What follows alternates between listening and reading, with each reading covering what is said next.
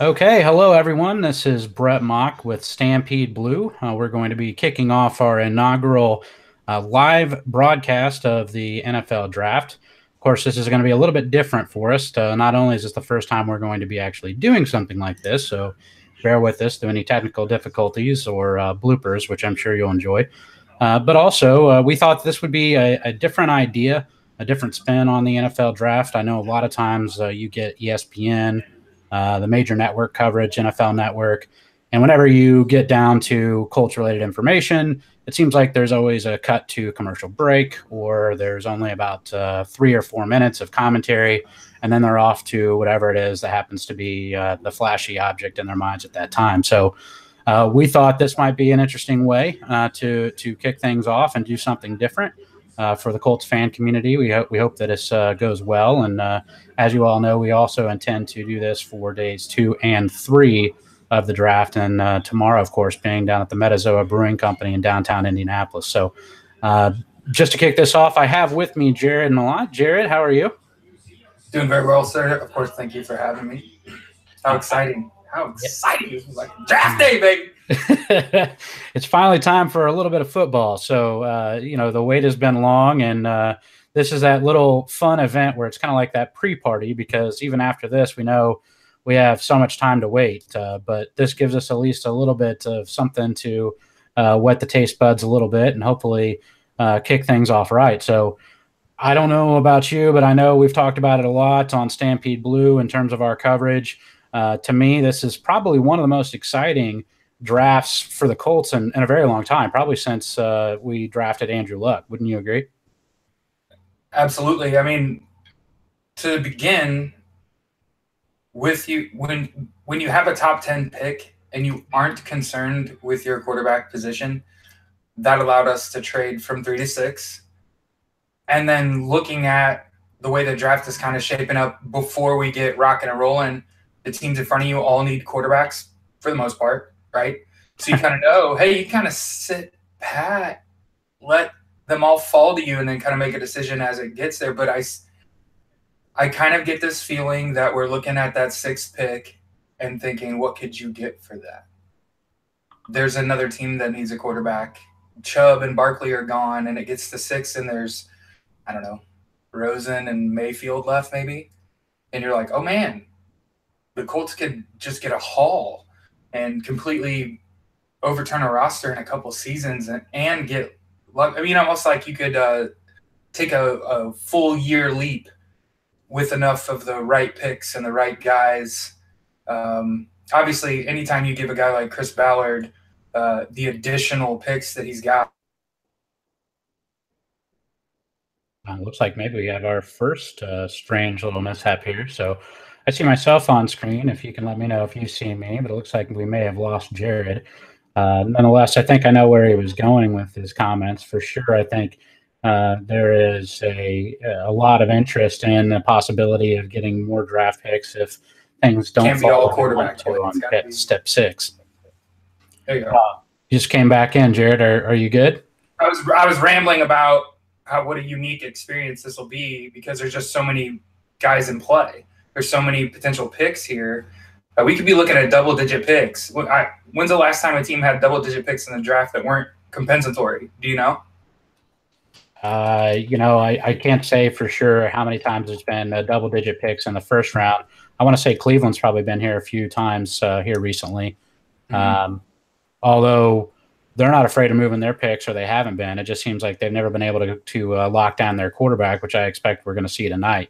I know it's definitely between Darnold and lately it's been Mayfield that somehow has become the dark horse. I don't think that's what people thought right away, but there's been an awful lot of information that's come out now that maybe he is going to be the first pick, which I think changes up everything at the top of the draft, because to me, Darnold was sort of the consensus number 1.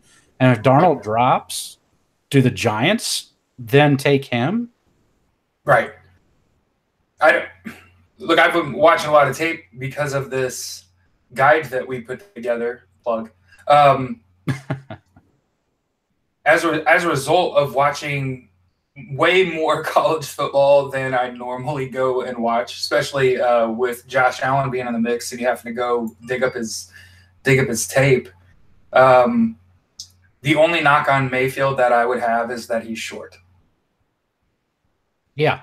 Well, he's 6 foot tall, man. He is Russell Wilson's height. He is, they've said, I heard today on NFL Network something along the lines of there hasn't been a quarterback win a Super Bowl in 15 years that was under 6'2" or 6'1" or something like that.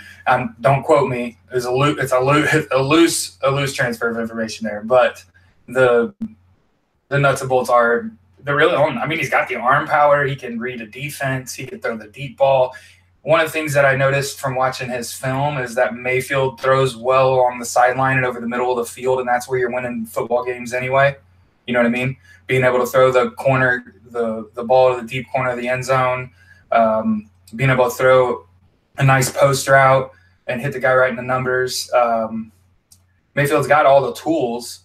You just, you can't get leg extensions. So, that's really the only knock. I mean, obviously, Darnold, I'm a USC fan, so I'll be the first person to jump up and down and say, yeah, you take Sam Darnold first. He's battle tested. He played in a power conference. They don't play FBS opponents. He played multiple bowl games. He won a Rose Bowl. I mean, there's a litany of just accolades that it's kind of like, hey, man, look at that, as opposed to like a Josh Rosen who's barely above 500 as a starter. Or, look at Baker Mayfield again. The only knock would just be that he's 4 inches shorter than Sam Darnold.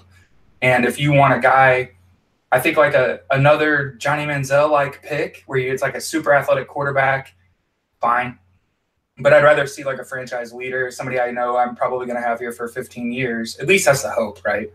You take a guy first overall and he's the future of the franchise. I mean, obviously we'll see. At this point, we were pontificating on things we know nothing about. There's probably something – maybe Darnold like leaves behind his bubble gum on purpose or something, like there's got to be some knock, some late incoming activity, none like the garbage we heard about Josh Allen, right? Like, come on, dude. He was retweeting Rick Ross lyrics. Who doesn't like Rick Ross? If you don't know who that is, that's on you. But still, I think at any point, any of about 4 or 5 guys could go first overall if you want to be real serious about it. Just kind of seems like every year we have a consensus and we don't quite get there when it comes to the draft. You know what I mean? Yeah, absolutely. And I think this year is actually very interesting because of what you're just talking about. I mean, specifically with the quarterbacks, there's such a interesting cluster of quarterbacks at the top of the draft that in a lot of ways there's a great argument about how one is differentiated from the other. So, if you're looking for your pro style guy, pro size, everything like that, Sam Darnold checks off all those boxes. If you're looking for a guy who is potentially a team leader, rallies the guys behind him, and it sort of plays with emotion, you might have Baker Mayfield, of course, being a guy like that. If you're looking for the athletic freak, potentially, at least from a quarterback perspective, then you look at the arm strength that Allen has, and certainly I think that differentiates him from the rest of the pack. Now, earlier today, I know we were talking about a name, and not to take any slight on Josh Rosen, but we talked about Lamar Jackson, and he's not really in the discussion necessarily as one of those top 3 or anything like that. But you talk about an athletic guy. You look at just last year, Deshaun Watson came out of the draft and what he did starting off for the Texans. I know that we have an awful lot of examples of athletic quarterbacks like Jackson not necessarily working out, but do you think that he could be different? I mean, you said that you watched some tape on him that gives you reasons to maybe believe that.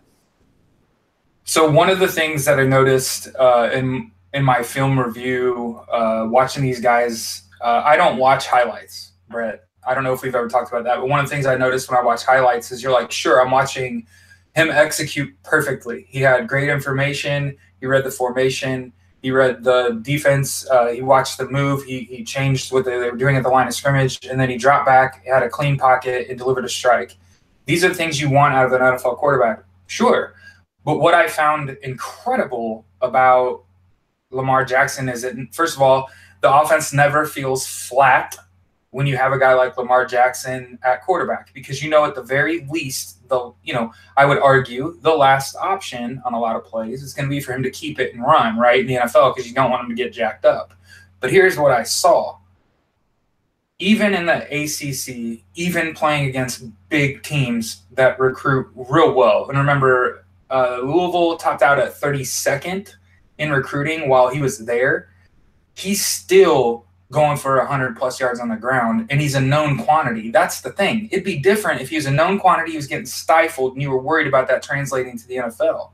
That's not what it looks like at all. It looks like he's so much faster than 95% of the people on the field that you have to feel like that speed translates, right? It'd be different if he's regularly getting caught and he doesn't have breakaway speed in college, right? Even playing against the big teams, the guys that have a lot of natural team speed, I only saw a handful of times where he got loose and he actually got caught up with and taken down. And I thought, that's going to happen at a higher frequency in the NFL, right? Like, he's going to get caught more, but he's also moving away from people when he gets alone. And that's what you kind of got to look at, because you didn't get to see what his 40 time looked like compared to all the other quarterbacks. Would he run a sub 4.4? Who knows? The dude's fleet-footed, and that's something that you don't see it very often at the quarterback position translate in the NFL. Right. It doesn't. That just flatline speed often doesn't. They call it the wildcat, right? Right. It's not something we can run consistently, but he makes a lot of throws where you're like, that's a pro throw, that's a pro play. He's putting some touch on some balls. He's dropping bombs, like just throwing deep balls, and you're thinking he can make every throw in the book. He's more athletic than any other quarterback in this class, hands down. It's not close. He's a way better athlete. They're not even close. I think he's probably getting really slept on. I wouldn't be surprised at all if he even got outside of the top 10, and unjustly. And obviously, I think there's a stigma on black quarterbacks, but that's just the way the NFL sees it. I would argue he's probably, in terms of ceiling, third, maybe second in this class, and he won't get taken second or third in this class as a quarterback. He'll probably get taken fourth, fifth, sixth, which just kind of tells you what he's capable of as opposed to what these NFL teams are thinking. I think he's got the high football IQ that you want at the position. He just happens to have a package none of these other guys have, and that is he's already been running an RPO-style offense, which is what the NFL is turning towards as the quarterback position becomes kind of a revolving door, right? You have to have a healthy, mobile quarterback. You have to be able to run an offense that you can just plug a guy in if that guy goes down, right? Look at the Eagles. They just won a Super Bowl with a backup. Why? There's a system in place. And, of course, the Colts got that guy, which is why we bring that up, right? We got Frank Reich. He's going to come in here and put in what do we expect to see? A really well-oiled machine-like RPO offense, right? That's what I think about. Sure. Right? I think that's where Lamar Jackson's headed. He's headed to a franchise that is going to enable an RPO-style offense. We'll kind of see where he lands. I like Miami would be nice. Buffalo if they trade up. Right.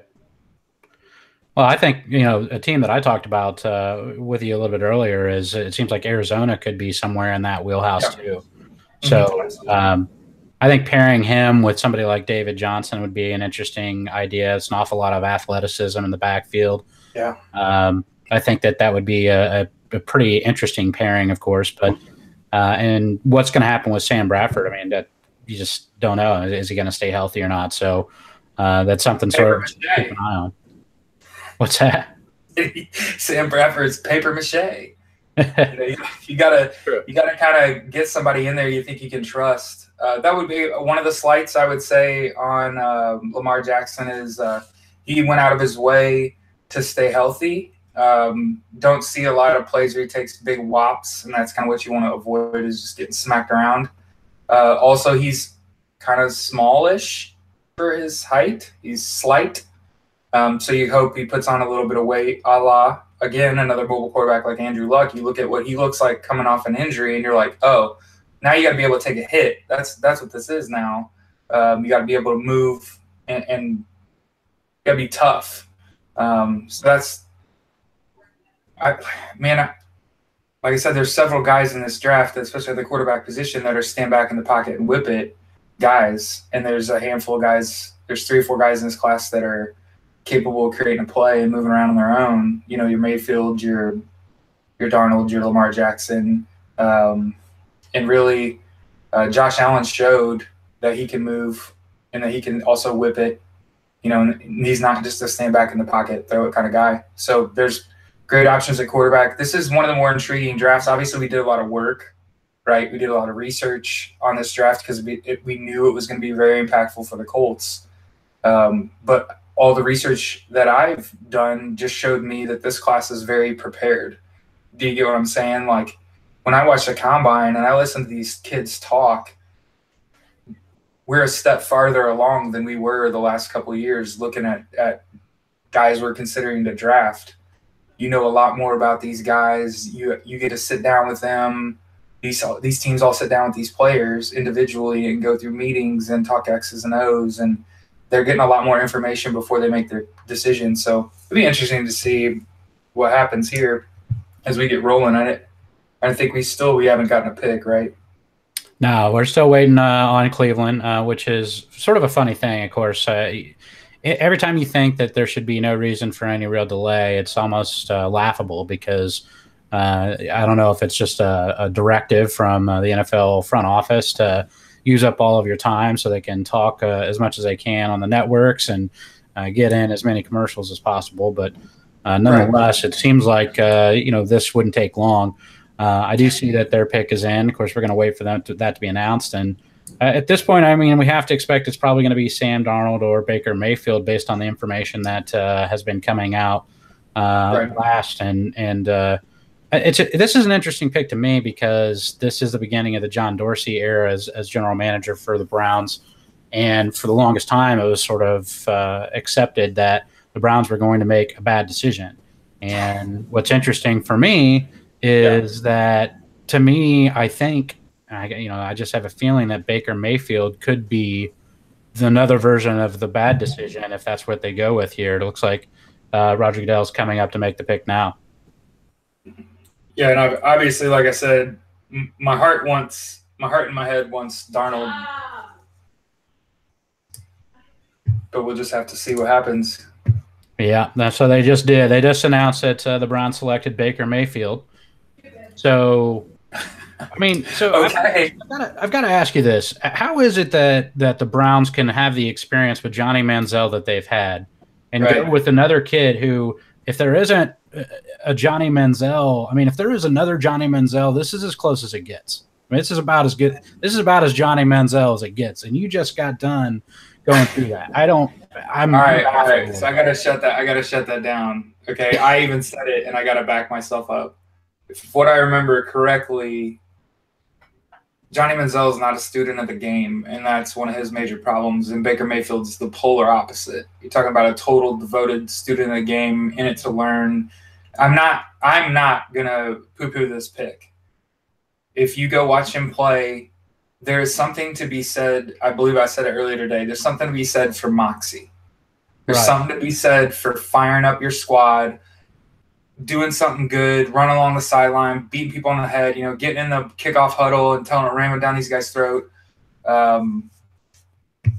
Obviously, it's an exciting time for Baker, right? Like, it's a big day for Mr. Mayfield, but I don't know. Time will tell. I obviously think the ceiling is higher for Darnold, and he's a full-size quarterback. That's what I think. You know what I mean?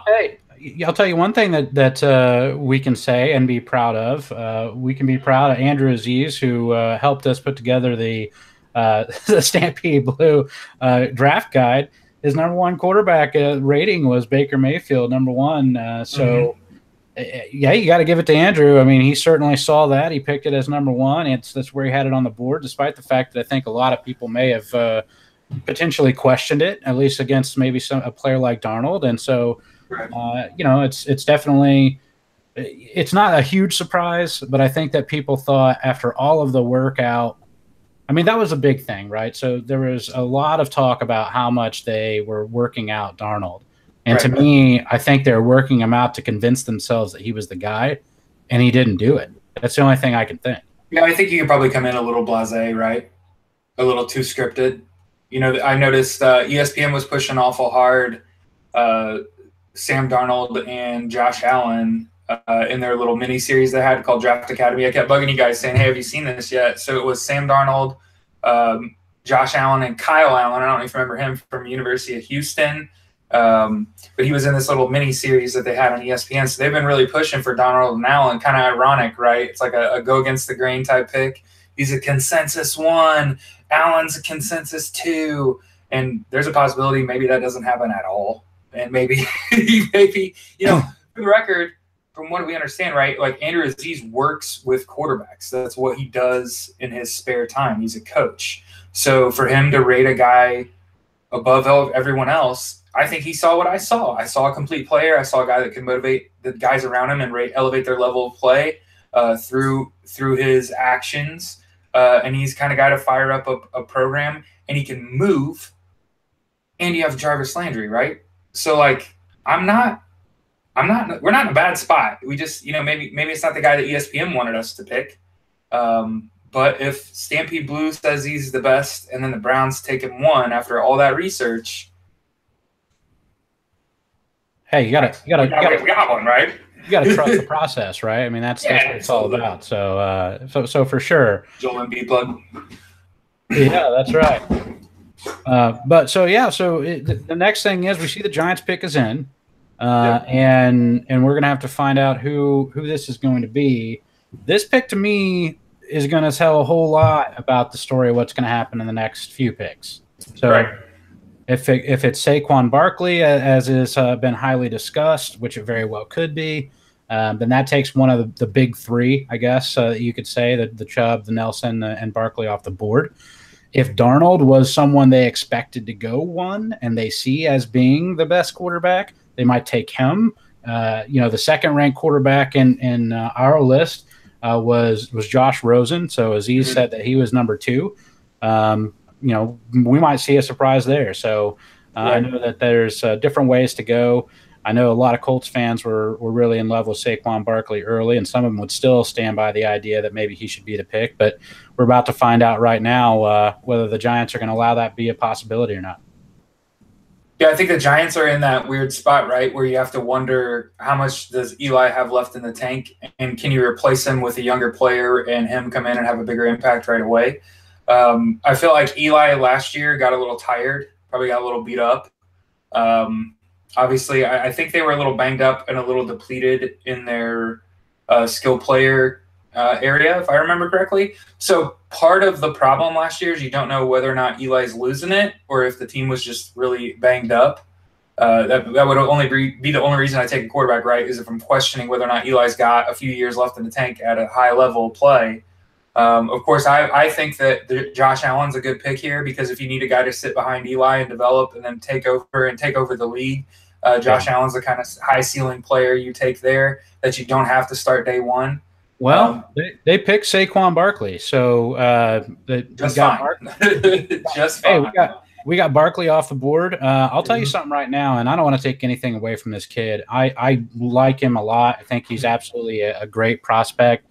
But what I will tell you is I think that it's very easy for him to potentially not to live up to this draft billing. When you're drafted number 2 overall as a running back, it's going to be very difficult for you to live up to that. I think that he's going to have a difficult time potentially in New York as well.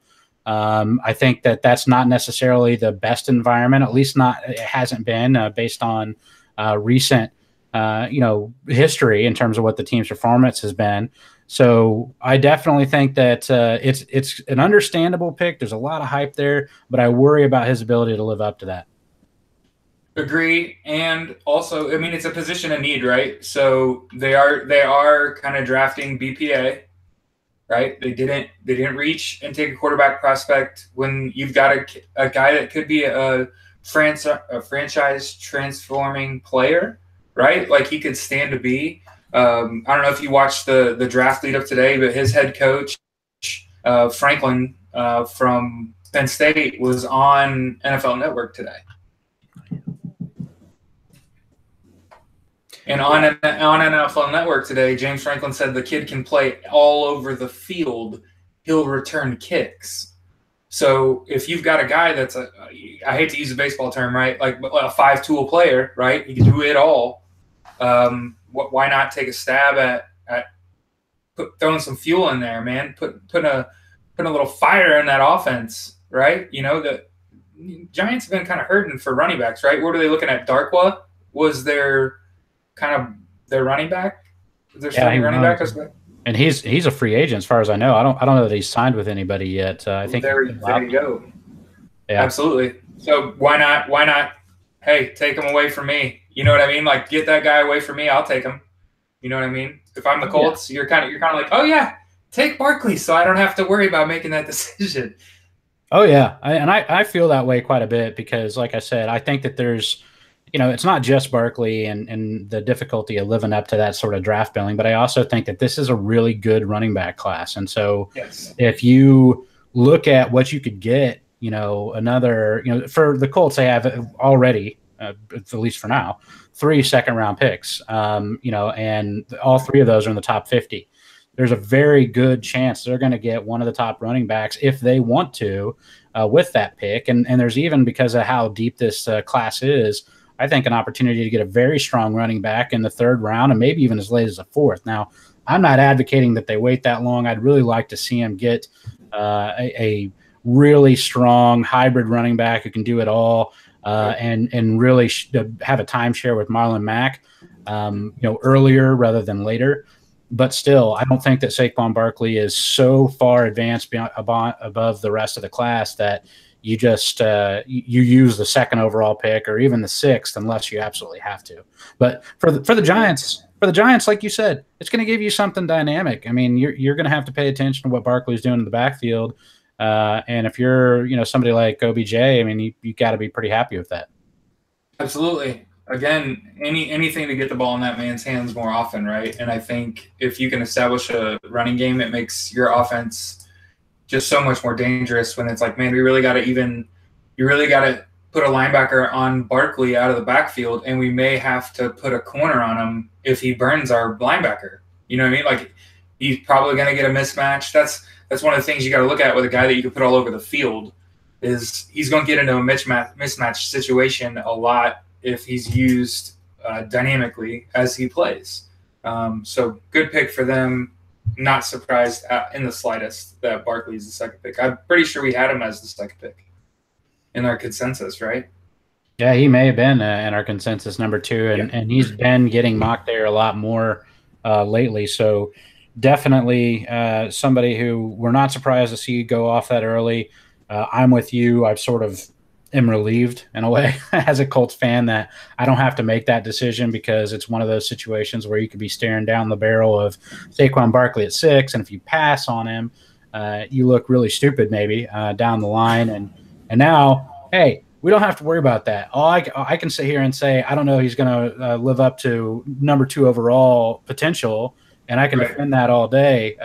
But I don't have. Seems like the NFC East would be a good landing spot for him, right? Like that's a conference that those games are often played in adverse weather conditions. You need a guy that you can rely on. You don't have to go through the air to get him his touches.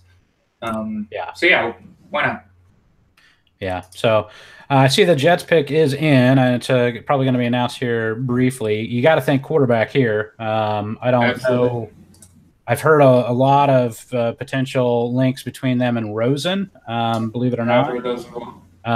So Rosen might be their guy. Of course, you have Darnold still there. You have Allen there. Once again, from a strength perspective, if you're looking to do the long ball, stretch the field sort of thing, that might be something that would intrigue him. But let's see if you think Andrew Aziz is going to get this right. Number 2, Josh Rosen comes off the board here. What do you think? I mean, he could very well. I mean, blind squirrels find nuts every now and then, right? So the notion here is Rosen's the pick. If Darnold's not available, that would be what I would think. Again, like I said, it sounds fanboyish to just keep saying I would take Sam Darnold, but keep letting him slide. That's just fine. Hope he has a chip on his shoulder. Maybe that's why they took Mayfield 1, because apparently he has like the slight list where like all the people that have doubted him or slighted him in his entire life, dating all the way back to like 6th grade. So it's like Cleveland picked him one to avoid another curse, right? Like that was the thought process there. And then Barkley, and I don't know who would get, Rosen or Darnold. Darnold. So they went with Darnold. So they go with the pro-ready, pro-style quarterback. Came from a system that you can plug him in right away. He's going to be an immediate starter in my mind. Yes. I know that they have the veteran there now, but I don't think that you're going to start McCown over your young man that you just drafted at this high. And because of his background, because he does have that pro-style offense background behind him, to me, this is a smart pick by them, because for the longest time, I feel like there have been an awful lot of project quarterbacks that have gone through New York. None of them have been your prototypical NFL professional style quarterback. Even back in the day, you think of like a game manager, right? Chad Pennington, who was probably one of the most underappreciated quarterbacks in the game, even to this day. But despite all that, this guy is pro-ready. This guy came from a pro-style system. He is a legitimate, if you could create a quarterback, he's got all of the measurables that you'd be looking for. So this has to be a long time coming. I bet Jets fans are pretty excited. Yeah, is his name Gary Vaynerchuk? He's like a social media guy. He wants to own an NFL franchise one day. He said he wanted to own the Jets and that he would take a quarterback in the first round until he got it right. If that's the notion here out of the Jets, I feel like they've been in search of a quarterback for a long time. Again, like I said, I'm a fan of the guy. Darnold absolutely had one of the harder starting quarterback jobs in college football, I would argue. Right? There's like maybe like Alabama, LSU, Notre Dame. Yeah, USC's up there, top 5, top 10 toughest. You got to go on the road or play Notre Dame at home. You're traveling a lot of the West Coast and playing your Arizonas and your UCLAs. But the Rose Bowl winner absolutely can make plays, has all the throws. He's tall, 6'4" and like 3/4. So he's a pretty tall cat. They spotlighted him on that draft academy that ESPN was trying to force Darnold to go 1 and Allen to go 2. But you got to kind of meet his family, and super nice people, super grounded, hard worker. And that's what you got to have as their franchise quarterback, is a guy that's going to come in every day and kind of inspire those around him to seek the same outcome that he's seeking. And I think he's a winner. And I think that the Jets finally got their guy. And let's hope, right? Because you certainly don't want to be starting the alternative. Well, so now we're going to a really interesting pick here. The pick isn't in yet, but this pick here is going to have a big impact on what the pick at 6 is going to look like, because you've got Barkley off the board. You've got 2 quarterbacks out of a potential 4 in the top 5. In terms of if you're looking at the greatest possibility, 4 would be, of course, the highest, especially at this point now that Barkley's gone. So, the question is, do the Browns stay here? Do they trade out? If they stay here, is this a Chubb pick? Do they go offensive line to protect their new quarterback? Is that a possibility? Maybe no one's really thought of. What do you think? I think that if you could get the equity for it, you would trade out, right? Like if it's just an offer you can't pass up. But I also think they have needs all over the field. And I think that addressing your needs is a priority. I think that Myles Garrett is an intriguing enough player to possibly invest in a guy like Chubb. And I would, if you really think about it, you're looking at a division that has some older quarterbacks in it. Roethlisberger, Andy Dalton, and Joe Flacco in Cleveland's division. If I were John Dorsey, I would want to put the franchise in a position to maybe I hate to say it like that, but like shorten those guys' careers, right? Beat them up a little bit. So if you have Myles Garrett and then you get Bradley Chubb, I personally love Minkah Fitzpatrick. He fits into any scheme. He can play multiple positions. He helps shore up your defense. But any pick will do, right? In any decision here, it looks like it helps the franchise, right? Whether they trade that out, get more guys, or take that pick and just take the best player available, right? Or one of them, I suppose. Well, sure. And I don't, I mean, we'll see. I mean, we got another 3 minutes, 15 seconds shown on their clock here. So it'll be interesting to see. This could be one that goes, depending on what kind of offers they're getting, down to the wire, as there's a bidding war potentially going on between other teams. I think that there's probably no surprise right now in terms of quarterbacks. I think Mayfield and Darnold, as the two that are gone at this point, probably isn't a huge surprise. The only potential would have been Rosen, based on some of the comments about the Jets and their interest there.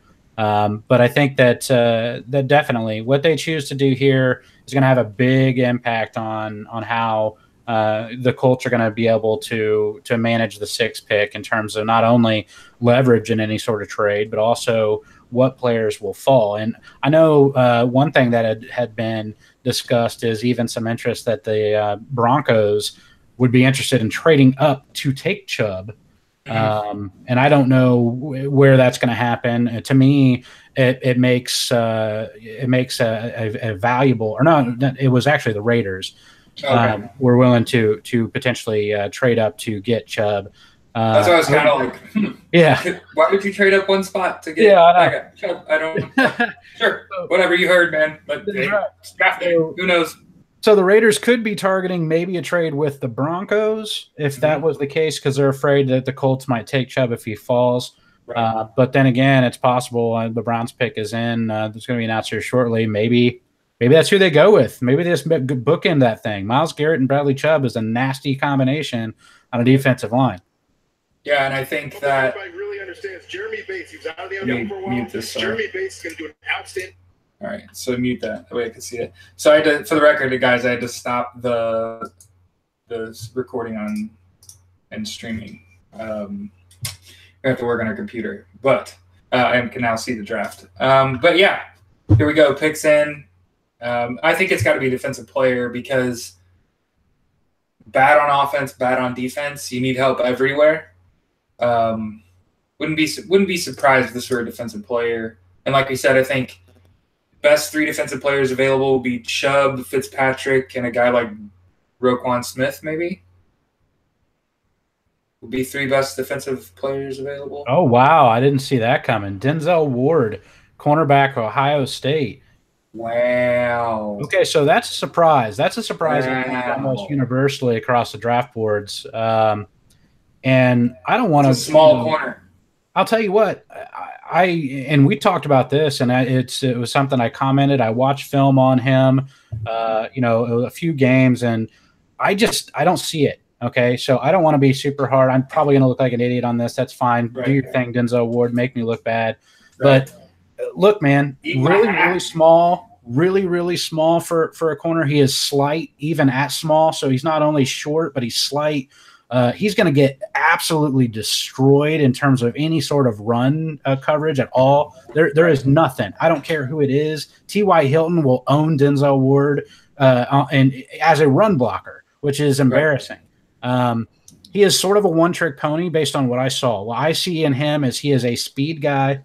He's gonna definitely be able to cover guys and go routes, things of that nature. They're showing a video right now of him covering Troy Fumagalli, one of the tight ends in this draft. And if you can cover Troy Fumagalli as a cornerback who's supposed to be fast, well, congratulations. I hope so, because he is not a great athlete in any way. Right. So anyway, it's too early for me, man. That's too early. I don't know why Ward went there. I think that's a bad choice. Agree. I think he's not even the – I'm going to get chewed up for this. I think he's the 5th best corner in the class. I mean, there are guys like Jair Alexander, Isaiah Oliver, just guys I would rather have. Josh Jackson. Jeez. Stud. Josh Jackson is a stud cornerback. I feel like some guys live on name alone. Some guys get picked on school alone. This feels like a school pick. Right, you went to Ohio State. Yeah. Well, hey, Cleveland's in Ohio. In case you flew over it. Yeah, I mean, fine. I would said that about what's the kid from Florida State going to Miami, because he went to a Florida school. So it doesn't actually surprise me that they picked the Ohio State cat. Now that I think about it. All right. Sell some tickets, I guess. I think I have to look at their first two picks, and I'm not real happy with John Dorsey. If I'm a Cleveland fan, like if I really think really hard about what would I like to see, I hate to be that guy. I'd rather have Darnold over Mayfield, and I'd rather have Mika Fitzpatrick at the bare minimum over Denzel. But that's why we are sitting in this chair, and there's somebody getting paid a lot of money to get a 183-pound, 5'10" and 3/4-inch corner, if I remember correctly. So he's small. He did run like a sub 4.4 40, so there's something to say for that. But it's just like you said, he gets hit one time, and it's like Humpty Dumpty, man. You're just like, oh god, you have to sew that back on, or is he going to be playing with stitches? Man, I just hate to see what I feel like is a mistake pick this early, but it's Cleveland. It's Cleveland. Well, hey, and there's something else to be said. Every year, it's really difficult because it seems like such an obvious thing to say, but the reality of it is this happens every year. So you think that where guys are on your draft board or in the consensus media draft boards and whatever, and the reality of it is that front offices in the NFL with scouting teams that go out and they scour college football. And put tons and tons and tons of hours into watching these players and testing them. It always falls a little bit different. And, I wish Denzel Ward all the best. I just think it's a reach. I think he was almost a reach in the first-round pick. That's how much I was low on him relative to other corners. I mean, to me, Josh Jackson, Mika Fitzpatrick, Denzel Ward, those are three defensive backs who should have come off the board before Derwin James, before Denzel Ward came off the board. So, I mean, to me, it's too early, way too early. I mean, Ward to me should have been a middle first-round pick at highest in terms of where his value would have been reasonable. But I had him 13, Brett. Well, there you go. I had him 13. And again, I'm a nobody. I know nothing, but I do know 183-pound corners are not where I want to be. I want 6 foot, 200-pound minimum. I hate to be that picky on size. I know sometimes size is one of them arguments where it's discrimination, just like age. But this is one of those picks where you're just like, okay, fine. Like Cleveland has managed to change the draft in a way that is a detriment to them. They left better players available for other teams to pick. I will say, though, that he was our highest-rated corner in our guide. That's right. But the more tape we watched, once we had access to full game tapes and we weren't just watching highlights, I saw a kid get lost and make up for being lost with his athleticism. I don't care how you want to write that. Right.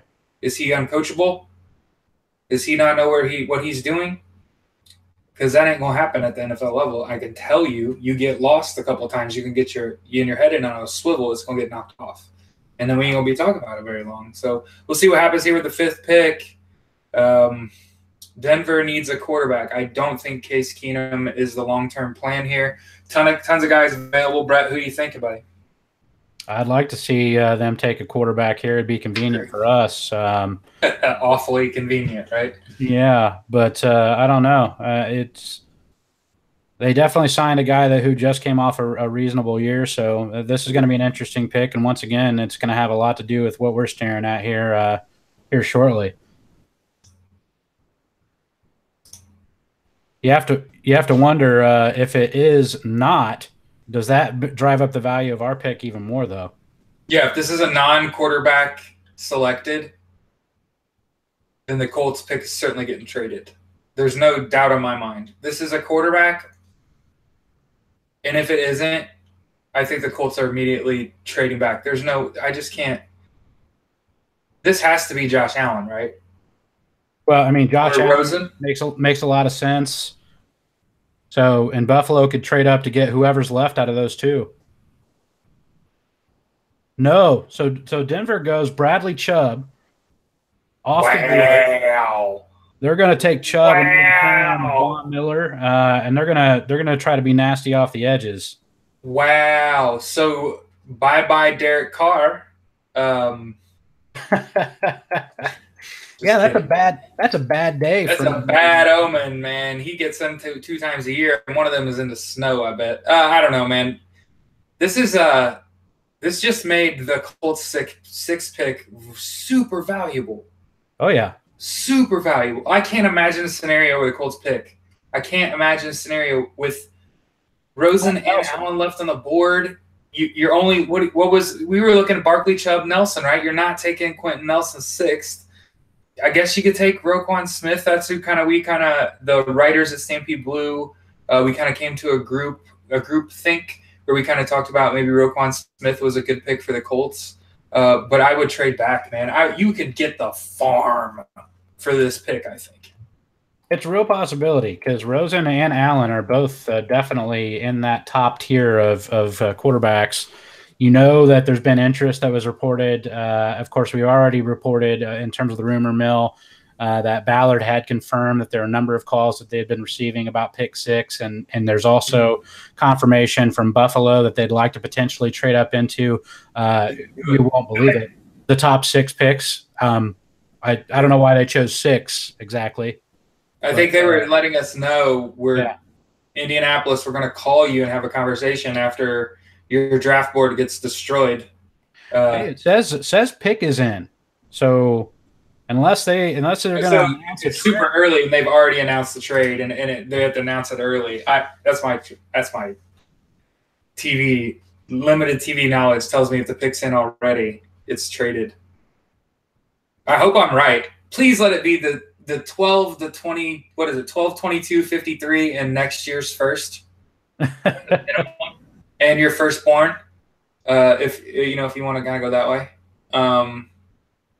How happy am I that Bradley Chubb is not in my division? How about that? Wow. Not in Andrew Luck's division. I will take it. Hey, Denver's got a nasty little bookend situation there. Obviously, Von Miller is an athlete in the way that I'm not sure that Bradley Chubb is, but Chubb is very active. Be a good combo. You know, one of the things I've been meaning to bring up about Bradley Chubb, a lot of people were saying that he wasn't the best pass rushing edge defender in this class. The reason that he's the number 1 edge defender in this class is because he's very active outside of passing downs. He had like 20-plus tackles for loss 2 seasons in a row and 10-plus sacks. Remember, while it's important to rush the passer, it's also important to, play other forms of defense.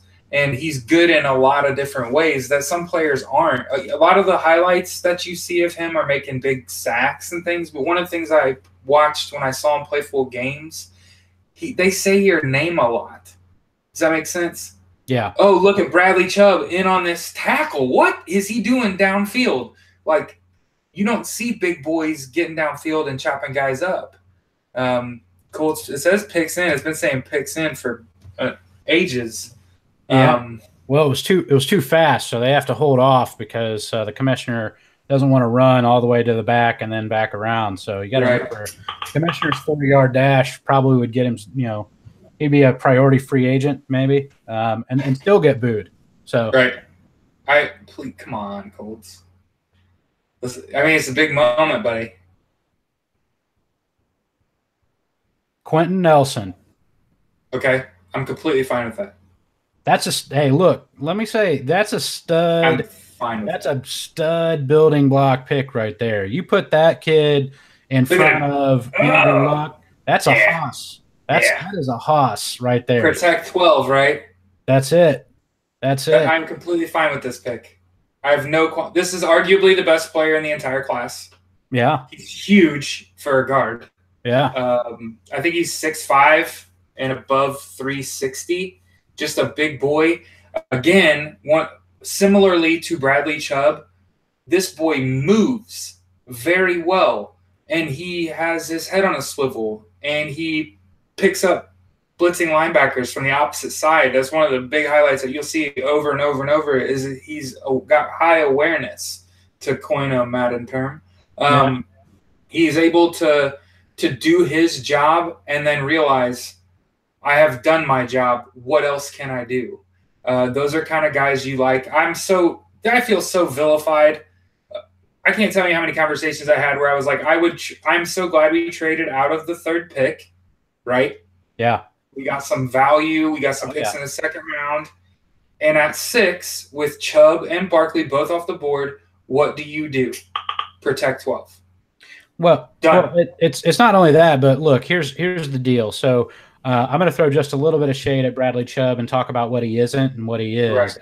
For me, I know I said I'm excited. I'm excited for him and what he could do for the Broncos because he doesn't have to be Von Miller. No. And I think that Von Miller. Yeah, and he doesn't have to be that there. So it's a perfect scenario for him. But I think if we're going to draft him that high, we expect him to be Von Miller or something kind of like that. Yeah. He's not that. I mean, he is a absolute stud in terms of defending the run.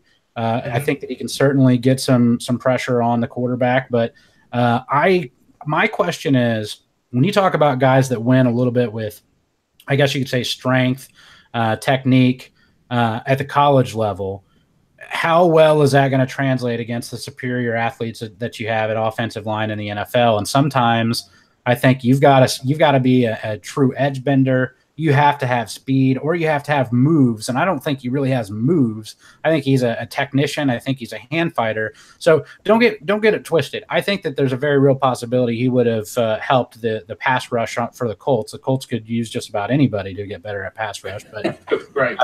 But here's the deal. You know, like it or not, and I know that some are going to say that the guard position is too early for pick 6 is too early for a guard. And I get that. I completely do. But I have to tell you that this is potentially, even in a draft that had Saquon Barkley in it and all of the hype around him, Quentin Nelson may very easily be the top-rated overall player in the draft, regardless of position.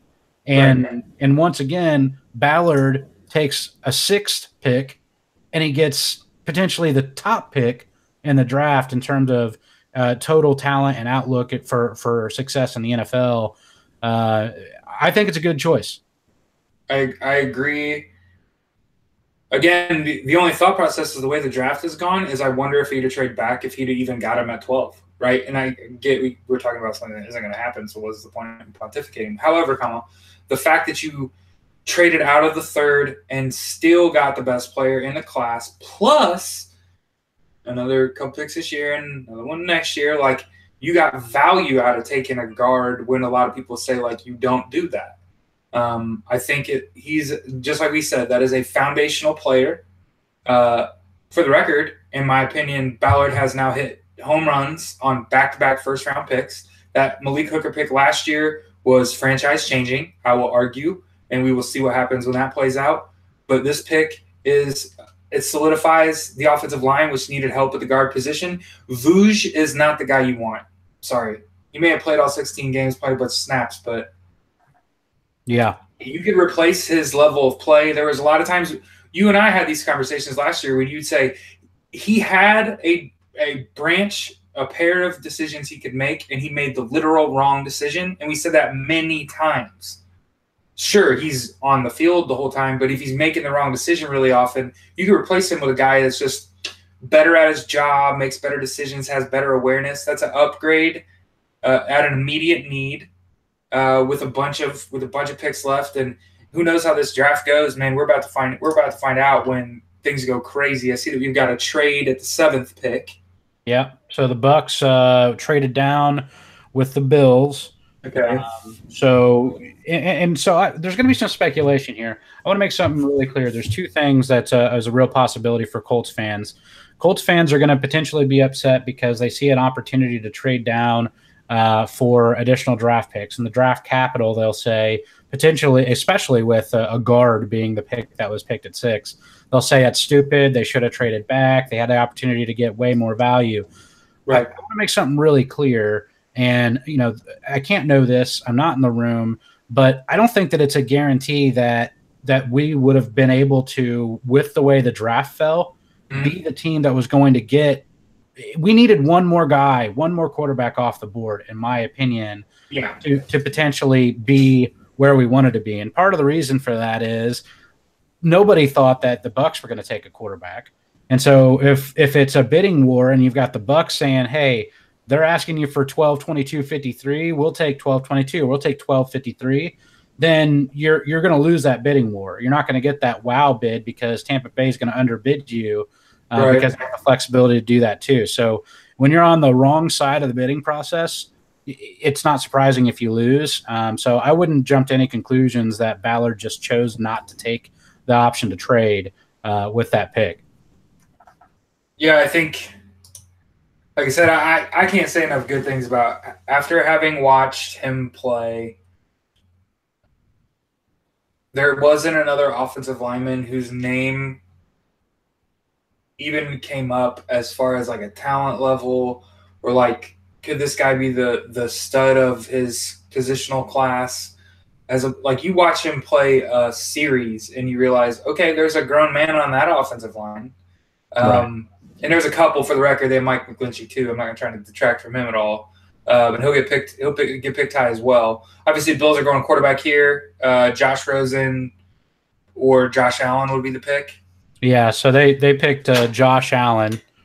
That's an interesting pick. One of the big problems potentially with Josh Allen there is that there is not a whole lot in terms of people necessarily to throw to, I think. I mean, you got to think that they're going to need to add some pieces in terms of weapons. I mean, you want a downfield thrower like Allen. I mean, that's got to be on the docket next then, right? Yeah, you got to go after pass catchers. He's got a stinking rifle. I saw the last throw at his pro day was a deep skinny post, and it was probably a good 75-yard downfield ball, but in timing, he outthrew his receiver. Yeah. Like, on a timing post, he overthrew his receiver by like 5 yards.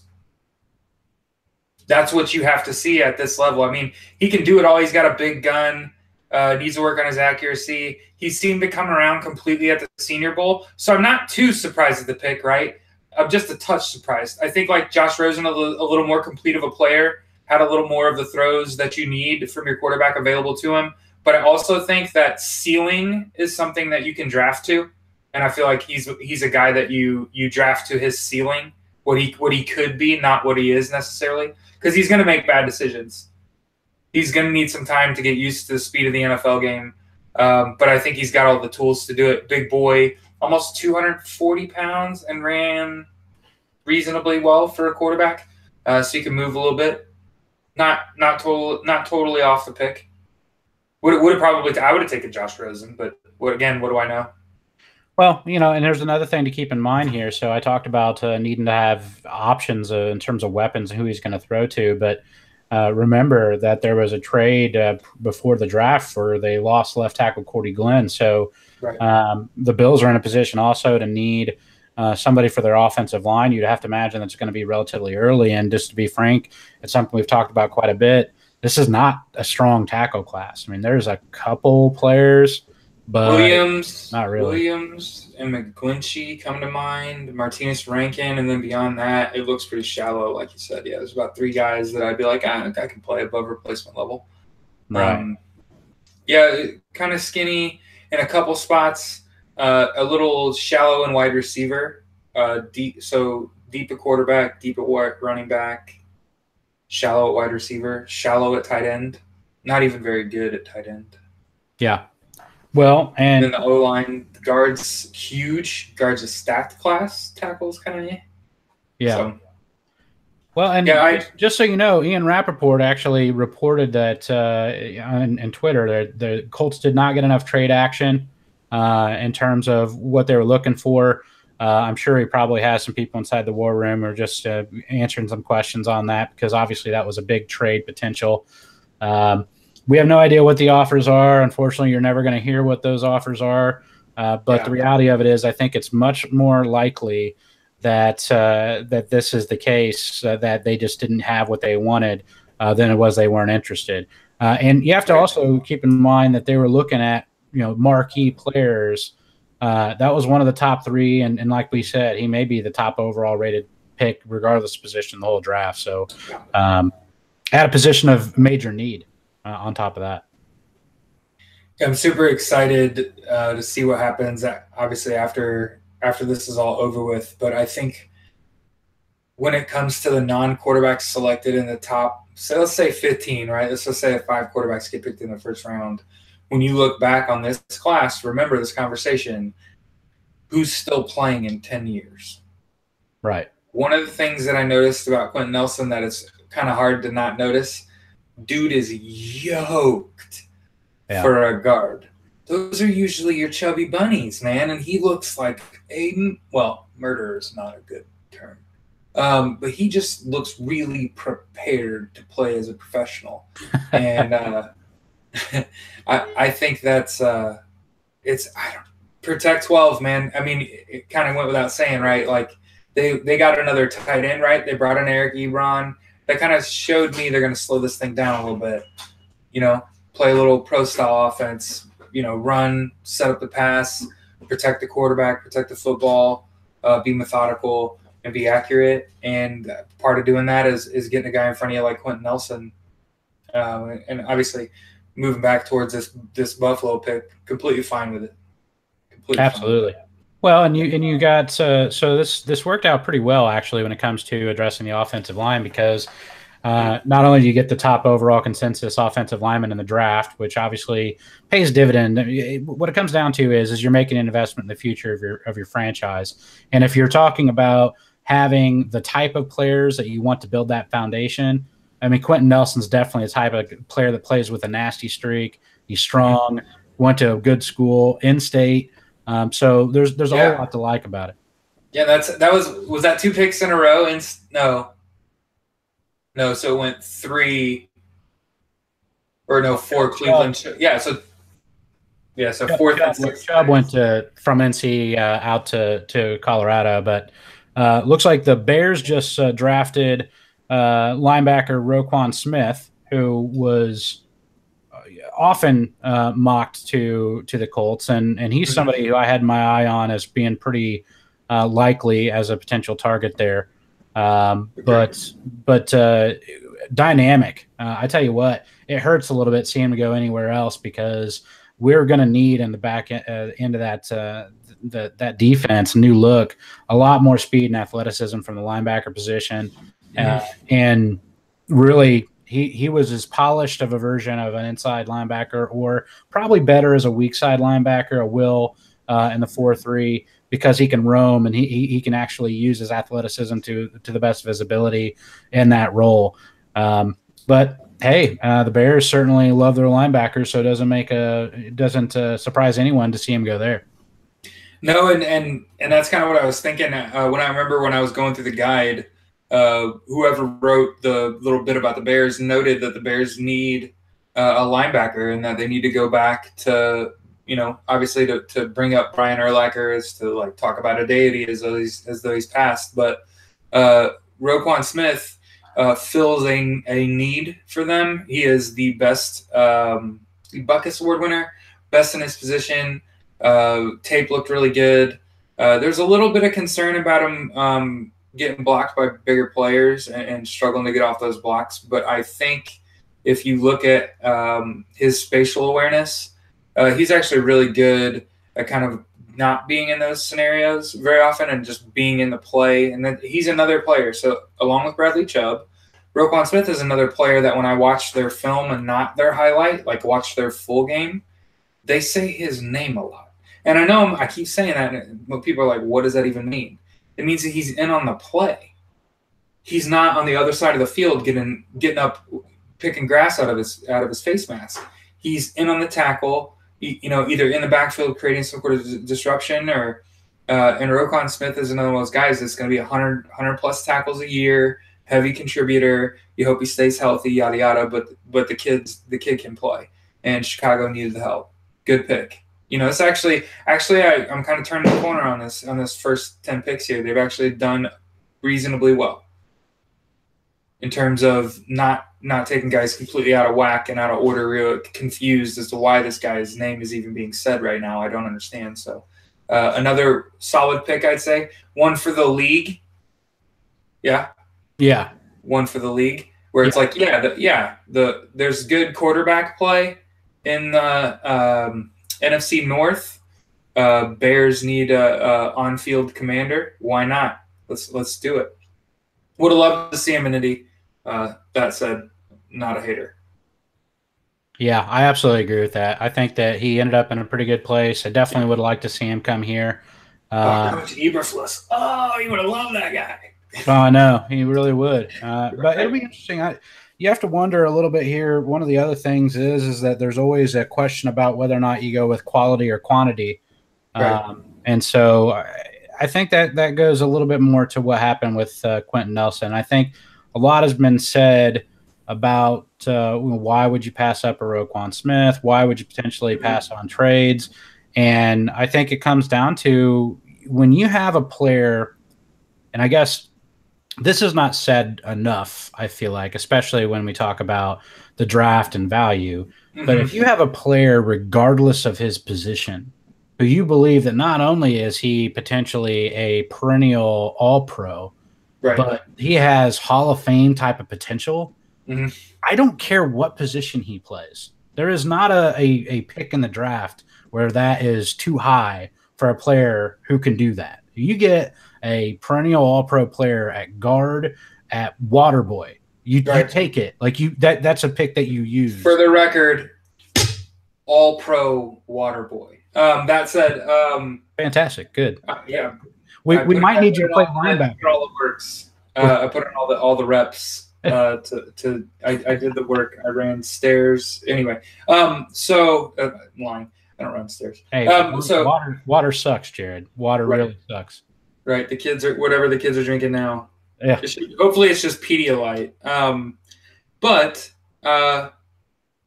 this pick will kind of go down where, again, the fans are going to be underwhelmed because fans always want fireworks.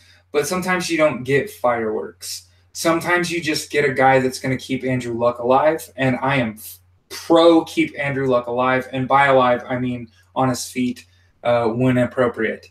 And any direction we can move toward Andrew Luck remaining upright and not broken is a positive direction. And while Andrew's not throwing the Duke yet, I'd start now that I can possibly drop back and not get crushed from the middle of the opposing defense. That's right. So the next pick has been selected here. The 49ers went with Quentin Nelson's teammate, McGlinchey. Wow. That's a little early. A lot of our mocks didn't have him go until later, almost like in the 20s. I think I had like 18, 19, and 20 out of a lot of the Stampede Blue writers. So this is a little early. But again, they traded for Jimmy Garoppolo, and he performed, so you got to go protect him, right? Yeah, I think that's exactly what the move here is you got Garoppolo. He hit the ground running when he came into the team. I think they didn't lose a game to close out the year. 5-0 as a starter. Yeah, so he started off right. And if you're going to bring in a quarterback, if you're going to sign him the contract they signed him to, which to me is way more money than I would be willing to pay somebody with his level of experience anyway. Sure. If you're going to do that, you better protect him. And so it's not too surprising. But maybe the surprise is it seems like there were other maybe interior line prospects that were there that could have made more sense. Yeah, I think I had them taking a secondary player. So I think this was for me, and I believe our consensus pick was Tremaine Edmonds, if I remember correctly. I think we had Tremaine Edmonds and Roquan Smith flip-flopped. But I think here most of the prognostication, is that a word? Most of the premonition people were having about this pick was that it would be a defensive player. So I am only a touch surprised they went offensive line. Now that we're having the conversation, well, you just traded the world away for Jimmy Garoppolo, you got to protect him. So we have that notion. Although I will say, if you'll remember, when I did those mocks with Matt Danley and Stephen Reed, I kept saying, you got to protect your quarterbacks. I'm going to suggest we take an offensive lineman here. So it just happened a little early for me. I didn't quite expect San Fran here. I think I would have taken Tremaine Edmonds, Jair Alexander, cornerback, safety. I'm trying to think like what, Derwin James. There were several different guys I was looking at here, but I'm, again, not totally unhappy or completely shocked at the pick. So I kind of like that. I kind of like that so far. I'm like, okay. Yeah. We're thinking, how can we make our team better? A lot of times, I feel like a lot of teams go in this in the dark, where when they pick a guy and you're like, doesn't fit your scheme. What are we hoping he bends time? Like, what is he actually going to do? Cardinals have traded up to get the 10th pick to take Josh Rosen. I'm going to go ahead and put that out there into the ether so that it happens, because that's kind of how that works. Also, I'm going to win the lottery. Yeah. You think you traded up for a quarterback? You sure? I don't know. I mean, what do you trade up and take a kicker? I think Sam Bradford is not the answer. He is paper mache, and Arizona is a franchise that is a quarterback away from being pretty relevant, right? Carson Palmer's retired. You're getting David Johnson back. They got a lot of speed on that defense, Got a lot of speed on that offense. And Larry's still in the league, right? He's pretty much automatic 100 catches. Yeah. Quarterback, gosh, Lamar how lucky is Josh Rosen? He gets to start his career with Larry Fitzgerald as his like number one target, and David Johnson as like probably the number two, because literally who else is there? And John Brown, I guess, the wide receiver, or Jaron Brown. They have both, don't they? Yeah, the Cardinals are the team that have Jaron Brown and John Brown. Well, John Brown, I think, went to Baltimore, maybe. I think John Brown moved in the offseason. He did, I'm sorry. Yeah. No, but I mean, yeah, I hope it's Rosen. Maybe it's Lamar Jackson. Maybe this is Lamar. That could be a surprise. It could certainly be a surprise. And, just to sort of throw this in here as well, trying to keep everybody up to speed who's been following along with this. So I appreciate all the views today. Just to give you a heads up that Stephen Holder, who apparently has established a pretty strong relationship with Chris Ballard since he came to the organization, does report, and if he does report in quotes to Chris Ballard, just the drop-off is too much from Nelson to take the trade offers that were there. They did have trade offers, but they wanted a guy who they thought was a marquee player. So whether, that's a quality versus quantity choice, only time will tell. But I think what you said is very true, and that is when it comes right down to it, you have to look at where these guys are, 5 to 10 years from now. And when Quentin Nelson's still playing at a very high level in the offensive line, and you've not had to use a draft pick to replace him, and whoever else you could have taken with the other picks would have been at other positions, and their tenure in the league would have been maybe 5 or 6 years. You don't pass up a guy who's going to be able to really hold things down when you have that opportunity. Agree.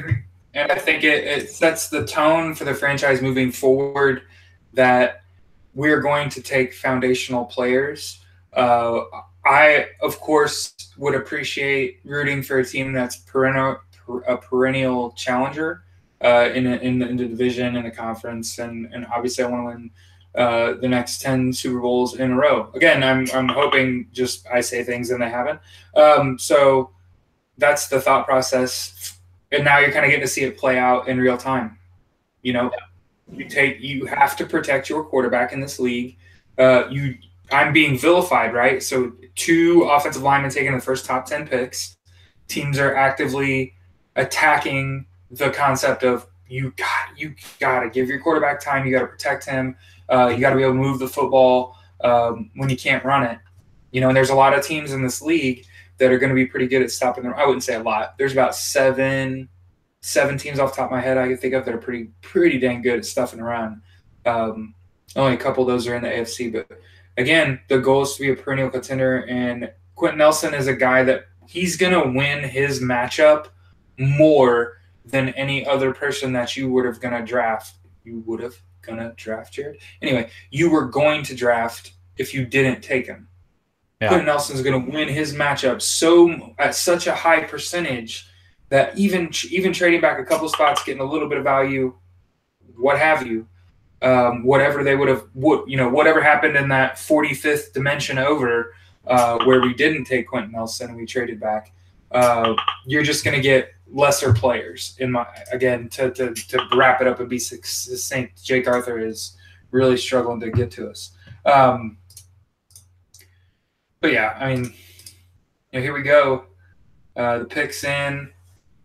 Cardinals here traded up to pick 10th. Obviously, quarterbacks in play. Lamar Jackson, Josh Rosen.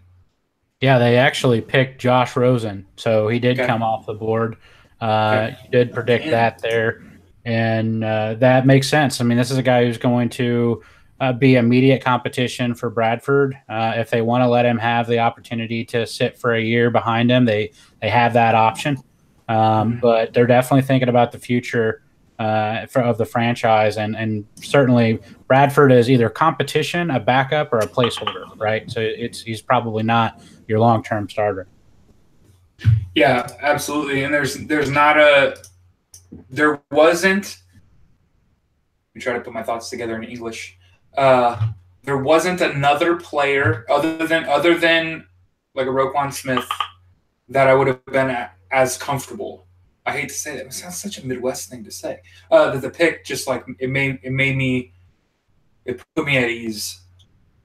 Andrew Luck's gonna be fine. We're investing in protecting him, and even just because it needs to be brought up, Jacoby Brissett is a hell of a quarterback, and he deserves to be spoken of just as highly as a returning Andrew Luck because of what he went through last year and the way he handled that with dignity and grace, getting his butt whooped.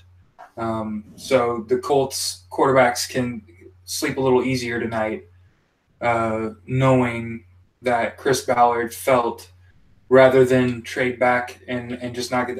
Did you see? We did just talk about that. Buffalo only got 12-53. They didn't quite sweep them, take both their first round picks. Right. I wouldn't have made that trade. Not their second round picks, right? So 12 and their second round picks. No, I'm not trading the 6th pick for that. That's a bad deal. I'll take the best player available. Yeah, agree. Yeah, pretty much. Ballard nailed it. That should just be a bumper sticker. Like, Ballard's got it. He's just fine. For the record, as far as this Rosen pick to Arizona, I'm just fine with it. The kid can make all the throws. The thing I will say about him that I didn't like is that sometimes he looks a little soft, like scared of contact. He does move pretty well, although the offense he played in didn't require him to move around a bunch. He was a little slow. If I remember correctly, he's one of the slower quarterback prospects in the class, like a sub 4.9 40, no, it was worse. It was like slower than 4.9. So he's got the arm, he has the brain. He needs to work on his athleticism and maintaining, like, he's going to get hit because he's not fast, right, Brett? So he's got to be tough. He's got to get the ball out. I hope he doesn't get hurt early and it hurt his career. We'll see what happens in Arizona, though. It looks like Miami's on the clock here, buddy. That's right. And I think Jake, are you with us now as well, Jake Arthur? What's up, friends? Finally here. How are you, handsome? Not doing too bad. How about you, fellas? Hey, it's a beautiful day, baby. It's draft day. That's right. Thanks for being patient with me. Yeah, absolutely. So, what a weird first 10 picks. That's a good lead-in. Yeah. You're exactly correct. It was a eye opener. And now Minka to the Dolphins. All right. First time in draft history that 4 quarterbacks went in the top 10. By the way. Huh. It barely happened. We saw something that doesn't happen very often. That's interesting. And it took two trades to get there too. Yeah, that's right. Definitely love Minka Fitzpatrick. Obviously, again, ESPN hyped the crap out of Minkah Fitzpatrick, but I feel like it was due. The kid is a monster. He could play all over the field. He fits in any defense, and he's a worker. He's a hard. I hate saying that about a guy, but a lot of the things that you see about Minkah Fitzpatrick are work ethic based plays, where you have to play a lot of football to have. It's like those. I hate to use video game terms. Those 200 IQ plays, where you're just like, wow, he knew he was going to fake the post and throw the corner and covered both. Like, okay, man, he's a really solid football player. So I'm surprised to see him go 11th. Yeah, and they called him Nick Saban's son, and I always heard he had special privileges to access to coaches and film sessions and stuff that not every player did. But it was a reward to him. He wanted it and he earned it. Oh, absolutely. And like you said, translating to the field, something I was really impressed about him. His brain and his feet are actually connected. You know what I mean? Like he's a full player. A lot of guys can see something happening, but their bodies just maybe can't get them to catch up to that point yet. But he's so quick in his movement. Last night when I was finishing my Colts big board, I had to go back and rewatch film of him and Derwin James to find out who I wanted to put above. And I just barely gave the nod to Minkah because I think he's a little better in pass coverage. Yeah, he's bigger too, right? Like almost 2 inches bigger? Well, Derwin is an inch taller and about 10 inches heavier. 10 pounds heavier. Okay. Yeah. So I just had it backwards. Yeah, more of a strong safety while Minkah's more of a free safety. Yeah, he's more of a roam around and make plays. Mm-hmm. Yeah, so definitely. I didn't like that he cut his hair, for the record. I like the OBJ mop. I don't know what it's called, but that's what it should be called, right? But I watched on Draft Academy where he was cutting his hair, and even his sister was like, "Oh my God, that's like so you." The locks have been kind of his thing, but I guess he decided to cut his hair. God, that's I'll never complain about a teal. Teal's a cool color, man. I don't care what anybody says. I'm good with this teal. What a good reward for what a complete, hardworking player. Gosh, I just get happy thinking about the careers of some of these guys. Because, when you go to Alabama, dog, I got to watch you every week. Yeah. You're on primetime. I don't get a choice. It was either that or reruns. Yeah. How do you feel about that Nelson pick, Jake?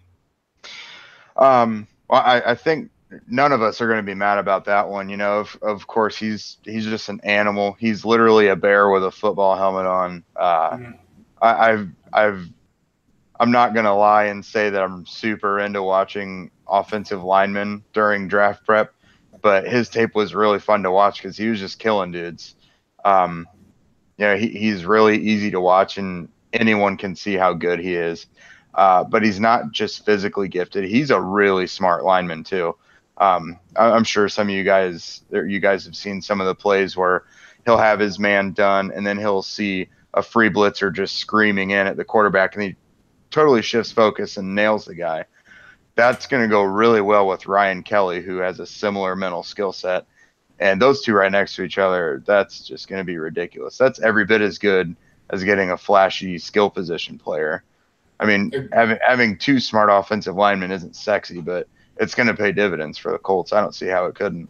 It's like that infrastructure conversation we keep avoiding. Anyway, so I'm just happy to see Andrew Luck's coming back. Colts are going out and protecting him. Yeah, right? Of course. With a high draft pick on a high quality player that you have every expectation is going to take this offense, help this offense get to the stable level where every week it's the same 5 offensive linemen. That's the hope is we can get through, because what I say happens. I would just prefer if we had like 12 games where we start the same 5 guys on the offensive line in one season. How long's that even been? I literally don't know if that's ever happened in the history of football, but even with Peyton, honestly. I'm working on this secret thing where if I say it, it just happens. So yes. I'm even trying to be modest, right? Like I already said I was winning the lottery tomorrow. So all I'm saying is like the majority of football games I would prefer if we started a consistent offensive line. And I feel like I'm not tempting the gods by begging for that. Please, dear Lord baby Jesus, let's protect our quarterback. Otherwise, we get those heartbreaking losses. It does a number on your psyche. And it makes it hard to recover when we lose stupidly. So to get smart football players, in addition to big mean bears with helmets on, gosh, that's 2 in a row. The Malik Hooker pick last year got me all excited and giggly in my parts, and then this pick this year, it's like fine, fine. I never thought I would be super geeked about getting an interior offensive lineman 2 out of the last 3 years in the first round, but that's really awesome. And by the way, another kind of shocker, Vita Vea to the Buccaneers there at number 12. That's an awful lot of meat right there. No Derwin James, no Darius Geis. And that's next to Gerald McCoy. When you say a lot of meat right there. And Gerald McCoy. That's interesting. That's a whole lot of meat in the middle there. That's going to be nightmares for anybody who has to play the interior defensive line for the Bucs. I tell you what, he would have been a really nice player to grab. Another thing on the inside for us, he had the ability to use his speed, which was pretty darn good for a man his size to penetrate. Which is something we're really going to focus on in the Colts' new look offensive line. He was a little bit he made sense to me as sort of a nose tackle type. He could do one tech, but also could see him as a 0 and playing in a 3-4. But either way, that is a very, very strong player, and I expect that he's going to be successful in Tampa Bay. Yeah, you need to got to attack the quarterbacks in that division, right? You got Carolina, New Orleans, and Atlanta, right? That you got to compete against. So that's Matt Ryan, Drew Brees, Cam Newton. Why not plug up the middle? Get him some pressure. Again, semi-foundational pick, guy that you expect to be a starter, every down player. A lot of physicality I saw out of the guy. A lot of just being better and bigger than the guy across from you. And just, hey, if that's what the Bucs felt like they needed to do with this pick, I don't know that he's best player available. I don't know that, but he seems to fit a relative need, right? Yeah, I wonder how much of that one was just about seeing an opportunity to build an elite defensive line. Is staring them right in the face. They probably saw it and said, if we add a guy like this into what we already have, because they did take 2 defensive ends in free agent, or they traded for JPP and then they signed Vinny Curry. It's hard to ignore that opportunity when it's right there. Interesting to see that it's not Derwin James, though. There was a lot of connections with him and the Buccaneers at number 7 overall. They dropped back to number 12, and he's still not the pick, so that's kind of interesting. I'm pretty sure I know 2 games where Christian McCaffrey's not going to be running up the middle, by the way. Right. And that's a rematch from college, right? Yeah, believe so. Yeah, Stanford. Pac-12. Mm-hmm. So I had them needing secondary and skill players. So I had him looking at running back, and I think we agreed. The Derwin James pick, because he's from Florida, went to Florida State. So why not take a kid from Florida, help sell some tickets? I don't think that your offense needs skilled players, but I don't want to invest in those very early. Unless it's like a Barkley type player, and then I still don't want to take him second. But again, we're talking about things that have already happened, so it's too late now. But you can pluck this Vita Vea, man. That's not even his name. That's how good he is. He just gets to go by whatever he wants. I saw on the red carpet show his name is 47 letters, which is literally the alphabet twice. So that's fantastic. I know he's got like 6 middle names. They're showing him as a high school running back right now, and that's not even legal. Like, that's not fair at all. Tackle him, son. Somebody get him on the ground. Somebody take him down. And he's I believe he's Maori, right? So he's got a Maori wreath on at the draft and a velvet blazer. Like, what a stud. That is pimp. Yeah. Or at least he's gonna be really good. I think the Redskins could go for Geis or Derwin James again right here. Kind of similar scenario as Tampa. Yeah, they gave up starting cornerback to get Alex Smith. Edmonds is still out there, isn't he? Mm-hmm. Okay. Yeah, Isaiah Oliver's still out there as well. Oliver, yeah. Jair Alexander. I think they're going to have to take a cornerback, right? Because they traded away a starting quarterback to get Alex Smith. Yeah, they let Kendall Fuller go, and Bashad Breeland is gone. Josh Norman is older in age, so they definitely could use a cornerback. That's for sure. Okay, so it hasn't. This draft hasn't gone completely off the rails yet to the point where it's unwatchable. So I'm really excited about that. What was your guys' thought sitting there at number 4, saying, okay, this is probably the biggest spot that Chubb could go, and then the Browns take Denzel Ward, and you're like, oh my God, he's just got to get one more spot. What were you guys thinking there at 4 after Ward was? We were in shock. Like, why? Never mind. It's Cleveland. Yeah. Stop asking why and just start going on to the 5th pick. That's what we were doing, is like not what I would have done. Also not surprised. So I think he was picked out of order. Our guide did have him as the highest ranked overall corner. I will say that. He is the top corner, I would say. Just not the 4th overall pick in the draft corner. Yeah. I would have taken Minka Fitzpatrick over him. I would have taken Bradley Chubb over him.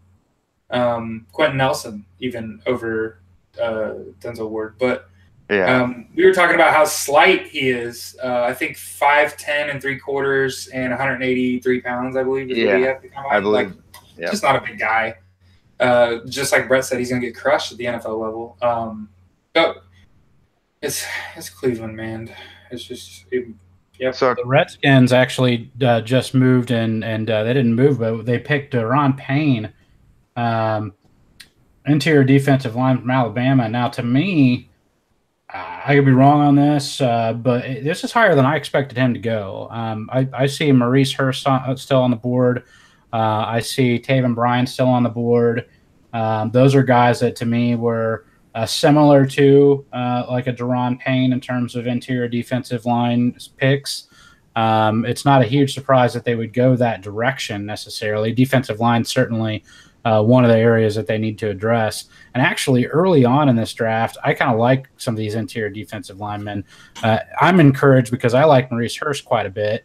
So if we could see him drop because of his medical questions or whatever to the 2nd round, I think that'd be really exciting. And Daron Payne being a little bit overdrafted in my estimation helps push him down maybe. I agree. It is cool to pair him back up with Jonathan Allen, though. They took another Alabama defensive lineman first last year. We've actually got a trade now. The Saints just moved up with the Packers. Saints up to 14, Packers down to 27, maybe, if that's the picks they traded. But no, I wonder if they're going for their quarterback following Breeze. This could be Lamar Jackson time. Gosh, what a place for him to go play, huh?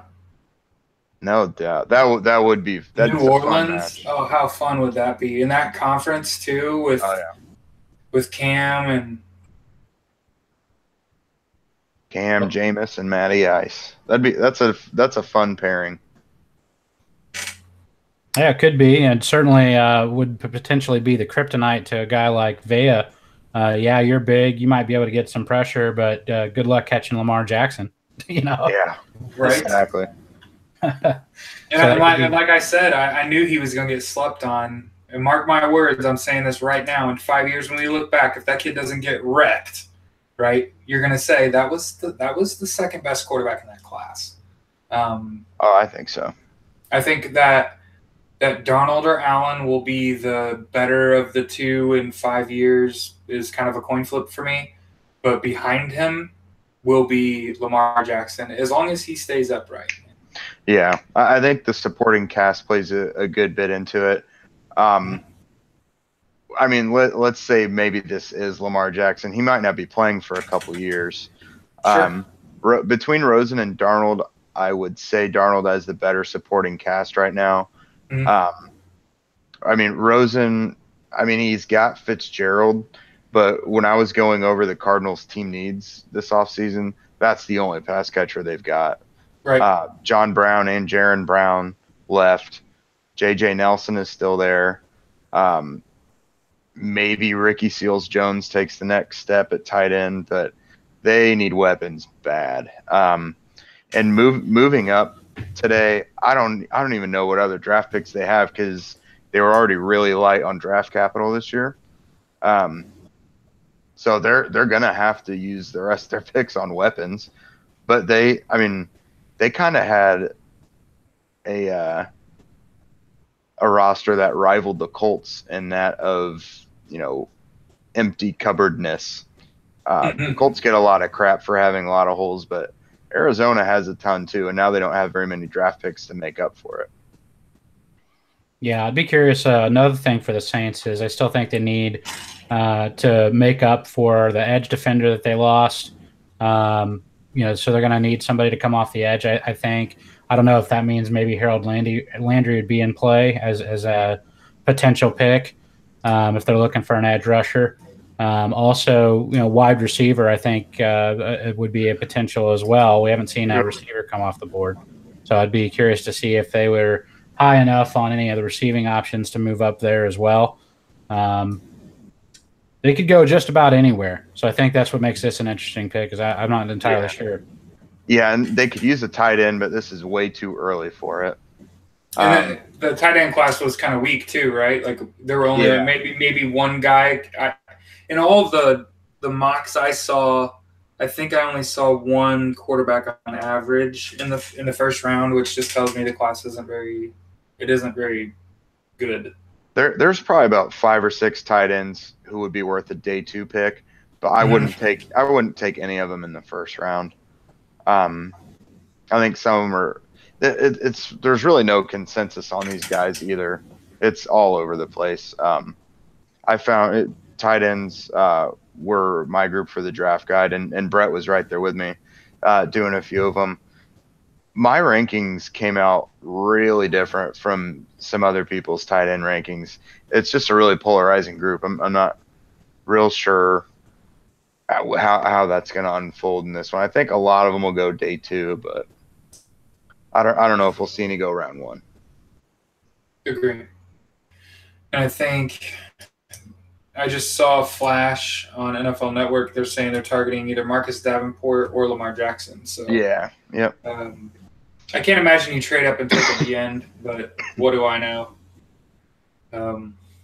I fully expect this to be a quarterback, but I have been wrong before today. Blows my mind. We talk about it a lot when it comes to these drafts is when you get a trade situation a lot of times or when you get an opportunity to see some movement in the draft, you'd be surprised. It blows my mind a little bit about how long they take for these picks. So yeah, you have to wonder what conversation's going on in the war room in New Orleans. Is it like buyer's remorse? I don't know. It's sort of an interesting situation when this happens during the draft. Yeah, especially when it's a pick that was traded, because if you trade up for it, you obviously have someone in mind. What is taking so long to get the pick in? I can get it if you're fielding trade offers at the time or trying to shop your pick, but if you trade it up and have your guy in sight, probably shouldn't take that long. Right. Yeah, we'll have to see what they do here. Should announce it sometime here pretty soon. Yeah, I think commish is going up. And I think best players available are something along the lines of like Derwin James, Tremaine Edmonds. So as an alternative to those kind of guys, you're looking at least rumored Marcus Davenport or Lamar Jackson there. They could use Derwin James. I think Kenny Vaccaro is a free agent. Mm-hmm. At this point, he's not back, so I doubt he will be. So that would make sense. Lamar Jackson, obviously, Marcus Davenport makes sense. Mm-hmm. No receivers taken so far. Another position where there's no consensus top guy.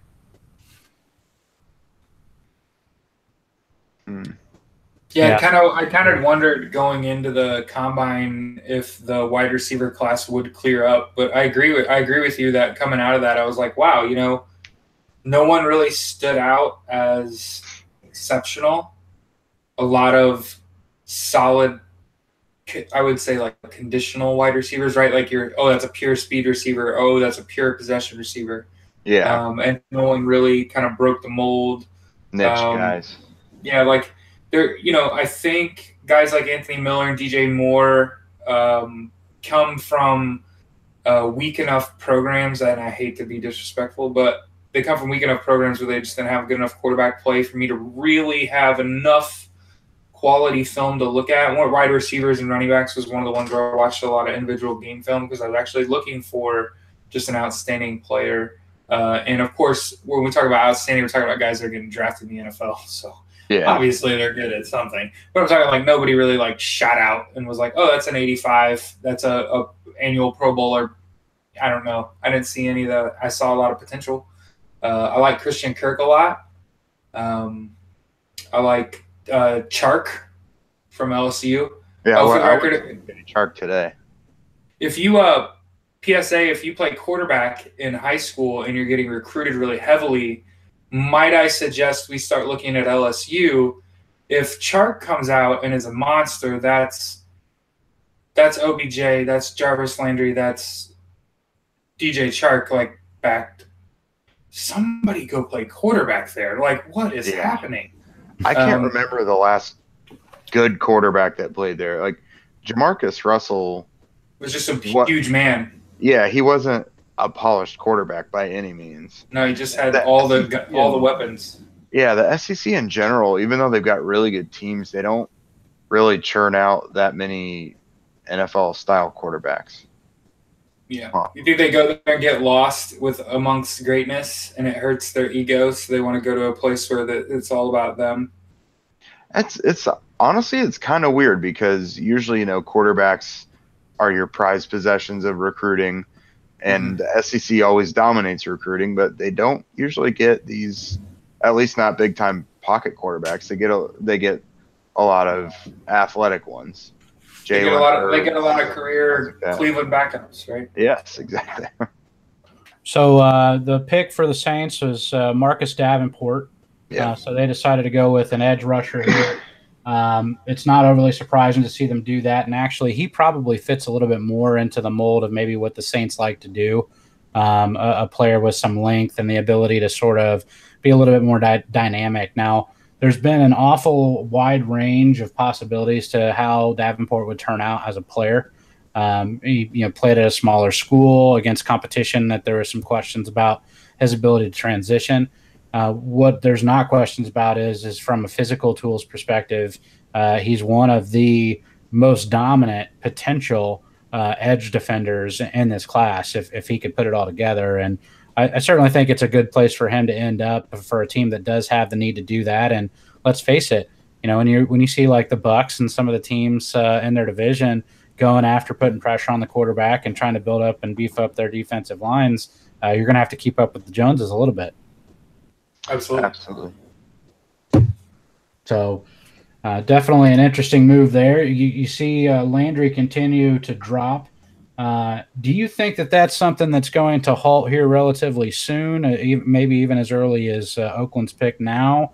Or do you think that he could drop because he's a little bit of a one-trick pony, even though his one trick is the one trick that maybe pays the bills on defense? Right. I think this is a linebacker pick. This is Tremaine Edmonds. But, again, you could probably be right. I would say he goes no later than 19 to Dallas. Can't imagine Dallas letting Landry get by. Yeah, the Cowboys picking up another Landry. That's a smart move. right? But yeah, we at this point, are we into crapshoot territory? Because I'm pretty sure only maybe 2 of the 8 premier players in this class are left. Derwin James and Tremaine Edmonds, I would argue. And Landry. And Landry is considered one of the 8. Yeah. Now, see, I do see like 4 spots in the next handful of picks Landry could go. Let's see, we got Seattle definitely needs edge help. Dallas could use him. Detroit definitely could. New England, I hope to God not, but New England, that's a very Patriots pick. Carolina, Tennessee, he's not making it out of the top 25. There's no way. I mean, you can never say there's no way, but there's no way. He's too good, and there's too many teams coming up that need help on the edge. Does Leighton Vander Esch surpass Tremaine Edmonds as the next inside linebacker off the board? Are you asking me if he just gets picked first? Yeah, I'm asking you if you think that that he is seen as for whoever picks inside linebacker, he's the guy. I hope that person doesn't keep their job if that's the case, because I watched a lot of film on Tremaine Edmonds. I watched a game and a half of Vander Esch, and I will say again, he wasn't in the play as much as Tremaine Edmonds was just in on the play. Wow, the Raiders took Colton Miller at 15. Oh my God. That's entertaining. I didn't think he was that good. I really want to ask Sherpa what he thinks about Colton Miller going 15th overall. That's hilarious. Yeah, here's your first pick where you're like, I don't know what is happening here. I think he was like the 6th. Wow. I think he was the 6th overall rated offensive tackle. He is honestly a day 2 talent. To be honest with you, I've heard people call him the Josh Allen of offensive tackles, and that's actually really accurate. He's got a lot of physical tools, but he's nowhere near a finished product, and he's all potential. Yeah. Like if you put him out there on the field right now, he'd probably get stomped. But, he's 6'8". That's why he got picked 15th. They're doing this thing where they take guys that are physical freaks and hope you can mold them into a cornerstone of your offensive line. I think this is too high. I don't know enough. The Raiders, I'm sure, have people in their front office that make better decisions on a daily basis than I will in my entire life. Whatever. But I feel like this is a bad pick. Yeah. I feel like it's too early. He's not that good. He's not the best in his class. I'd have taken Connor Williams. I'd have taken Rankin. I mean, there's Tyrell from Oregon. I mean, there's several guys I'd have taken over Colt Miller, but again, I don't get paid, so I obviously am not doing. Well, so Chris Shepard's rankings for tackle, he actually had Colton Miller as the 7th offensive tackle in a weak tackle class. So I certainly can tell you that Shepard would tell you this is a way overdrafted pick. There are better offensive line prospects that are still on the board. There's a whole lot of offensive line talent on the interior. So if you are looking for, a prospect to add, if you're trying to protect your quarterback, it would make more sense maybe to go with a position like that rather than to reach here. Connor Williams is the number 1 offensive tackle that was rated by Shepard. McGlinchey went above him. But with Williams, as you mentioned, Rankin's still on the board. It's sort of interesting to see Miller come off first. He must have had parents with oodles of American. Maybe he paid for his own travel. That's what it is. When you're being scouted by all these teams, you're like, no, dog, my parents have a Learjet. The Bills and Ravens just swapped picks. Buffalo just moved up to number 16 from 22. Obviously have someone in their sights. Again, Derwin James is there. Right. Tackle here? Is this where we see Connor Williams? Could very well be. They definitely need offensive line help. Richie Incognito, Eric Wood, and Seantrell Henderson all gone. Cordy Glenn gone. So yeah, they have no offensive line, so they could just take the best offensive lineman available. That makes sense. Yeah, I would think it would have to be. I mean, I don't know.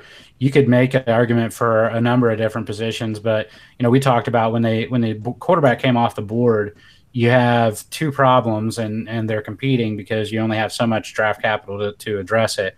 You don't necessarily have the greatest store or stock of weapons in the world for your young quarterback to throw to. But you also have real issues with the offensive line. Anytime you draft a quarterback, it's got to be one of those two to me. You have to have weapons for your quarterback, or you have to have someone to protect him. It's Tremaine Edmonds. Wow. Yeah. Okay. So good luck with your project quarterback and not giving him a line. I know the draft is 7 rounds, but if you've got another first-round pick, you might want to protect your guy that is a total project to begin with. All right. Well, I mean, great pick in terms of this guy's going to start. This guy's highly active as a linebacker, really instinctual, freak athlete. You better be. You're playing in the NFL. Again, does he fit what we should be doing here? I kind of agree with Jake. Like, I don't know about trading. I don't know about trading up for him. I feel like this is a best player available type of thing. Yeah. And they do need to replace Preston Brown because he left in free agency to the Bills. But I don't know about trading up for him. They just had they had other needs that would have met the value. Baltimore. What's that? They traded up to make sure Tremaine Edmonds doesn't go to Baltimore. Yeah. I don't know what the thought process is. He would have fit Baltimore too. But he's one of those guys who you can see in a Ravens uniform. Right, agree. But Bills are getting better. I will say that. That's 2 starters they've just drafted in the first round. So yeah. Again, watching some of Tremaine Edmonds' highlights right now as they're playing it on NFL Network. So if you're listening to this and watching that, holy crap. If you just watch, man, he closes well, he tackles well, except for that play, didn't finish. But there's only a couple players that I saw that were more active in total on defense than Tremaine Edmonds. He's one of those players where often you wonder if he knows where he is right now. He plays almost like ethereally.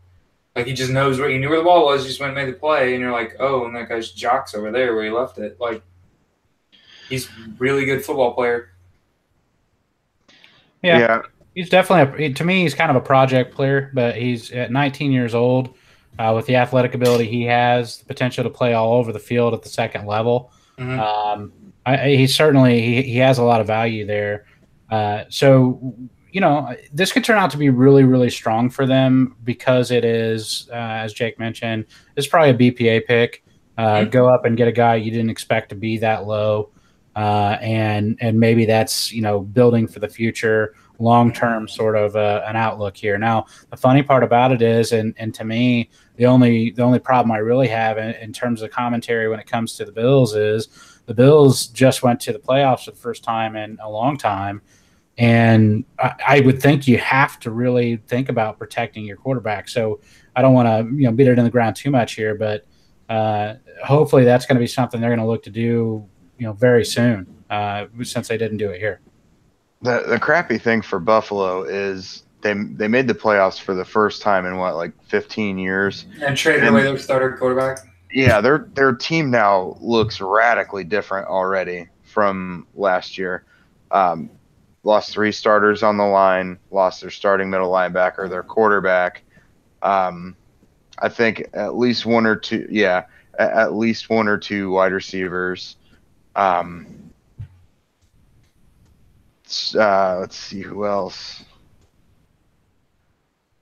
I don't know that they lost any more starters, but still, that's a lot of really important players for a team that just finally made it back to the playoffs. Yeah. They're going to have their work cut out for them, but hey, it's an upside pick. As we mentioned, really in a lot of ways, it's a BPA pick. It's the type of pick that like a Bill Pullan would have made. You take the best player, and it doesn't really matter. You don't reach for need. The argument that could be made, and we're talking about it both sides of our mouths here, is we already said that this is not a very strong tackle class. So trying to reach for a tackle maybe would be the wrong decision.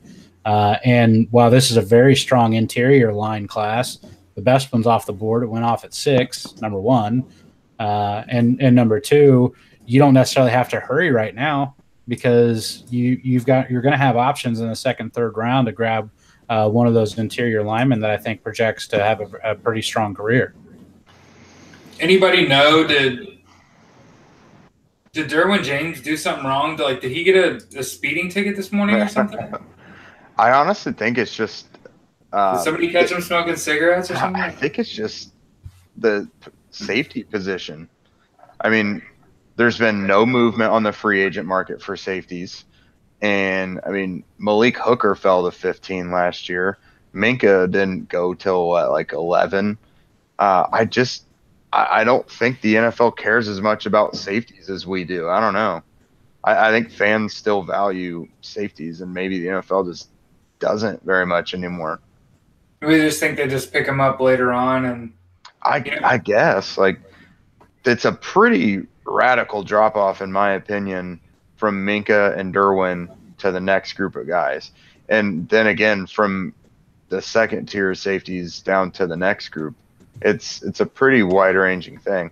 I have a feeling that the NFL is about to allow the Seahawks to pair Earl Thomas with Derwin James, though, and that's going to be not fair. That's a bad look for that whole division. Yeah, I mean, because Cam Chancellor, his future is in doubt, neck injury. Yeah. I mean, if they're being realistic about it, they've already been changing out a lot of that roster. I mean, why not go for a younger version with more upside? LA Chargers on the clock. Brett, who you got? I actually think safety's on the board unless they get things worked out with Trey Boston. I also think that there's a reason that Buffalo moved up ahead of them because I think there would have been a primetime spot for Edmonds to go. Actually, they need some help at linebacker. So I wouldn't be surprised here if they want to go BPA to see James go here. It was Derwin. Okay. I like that pick. Yeah, that makes a lot of sense for them. They needed a safety. Yeah, that's really good. They're going to have the ability to defend the pass and the run with him. I mean, that's a nice thing for him. Is I think that he projects to be a hybrid player, has the ability to do a little bit of everything. Now, I think he's stronger in terms of being more of an in the box safety. I do think he has the athleticism and range, though, that he doesn't just have to be there. So it's a strong pick that's awfully late for that to happen. And I suppose if there's anything to be said about it is thank Lord, sweet baby Jesus, he didn't go to Seattle, right? Yeah, right, exactly. that was it. That's something of nightmares. It doesn't matter who you're a fan of. The Chargers can finally replace Eric Weddle after letting him go. That's right. There's that. Mm-hmm. So Seattle, I think, is a pretty compelling spot for Harold Landry. They need cornerback too, right? Yeah, they need a little bit of everything. Josh Jackson was someone I thought really fit there. He's very similar to Richard Sherman. Mm-hmm. Yeah, that also gives me nightmares. If they want the new Legion of Boom, and Josh Jackson would certainly be a boost in the arm in that effort. I don't know how they feel about. Well, no, I would say Maurice Hurst, but they just literally lost their first-round pick last year at defensive tackle. Are we seeing how the Packers just traded back up with the Seahawks? Yep, the Packers traded back up after trading down with the Saints. They're back at 18 now, and that one's going to be Landry, I bet. Yeah. A lot of weird trades today. Well, not necessarily weird. Yeah, that would make a lot of sense. You could see that. I don't know what the thought would be maybe at receiver here as well. After Calvin Ridley. Yeah, I mean Ridley could make some sense here. You sort of have a little bit of a depleted roster there, I suppose you could say, with their tried and true Jordy Nelson moving on. So you could see maybe finding somebody there. That's a possibility. I think pass rush is another possibility for them. What's their offensive line? I'm trying to think about the Packers. How are they?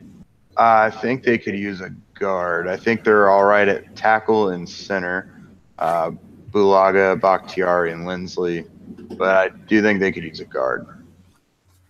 Right. You got to think if they're trading up, though, we're not trading up to take a lineman. Yeah. Probably trading up for someone like Landry. They corners on the board, too. Yeah, they could use another corner. Okay. So there's all kinds of options. Cortland Sutton. Right. That could certainly be a pick here.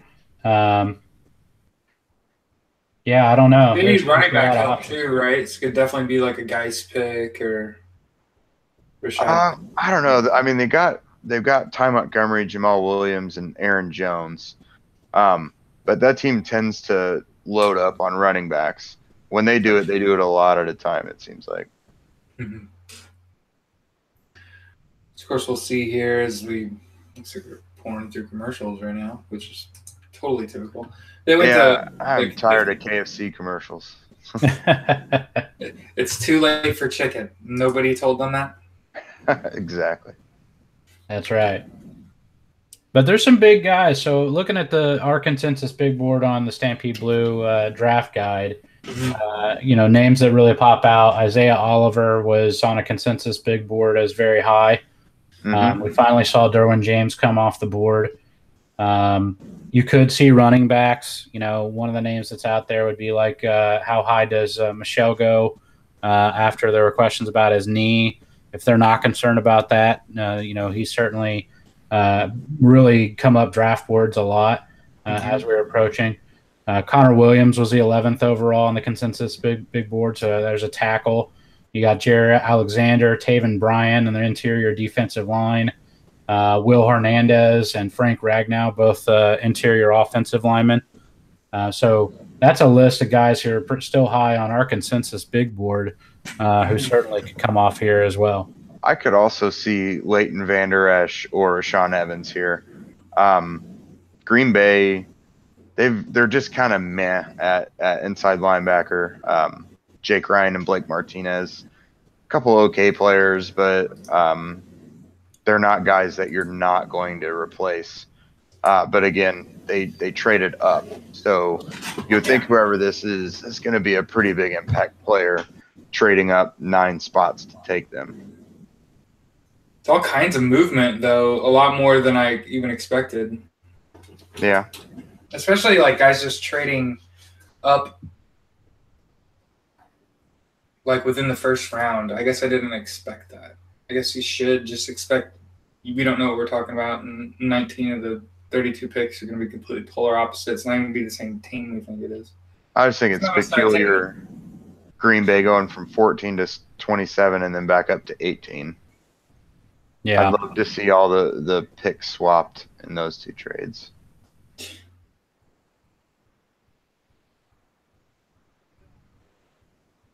Okay, so I don't know. I still think Calvin Ridley's probably high on this list.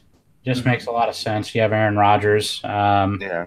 And I feel like with Aaron Rodgers, there were some interesting things going on there where I don't think he was overly happy with not being more included in conversations about some of the decisions that were being made in the organization. So I don't know if this is a, hey, look, we traded up and we got you a new toy, maybe you feel a little better. I mean, that's certainly a possibility here. You said they needed a guard, though? Yeah. Will Hernandez. No. Is that right? Yeah, It's Jair Alexander. Okay. So they went secondary. Cornerback it is.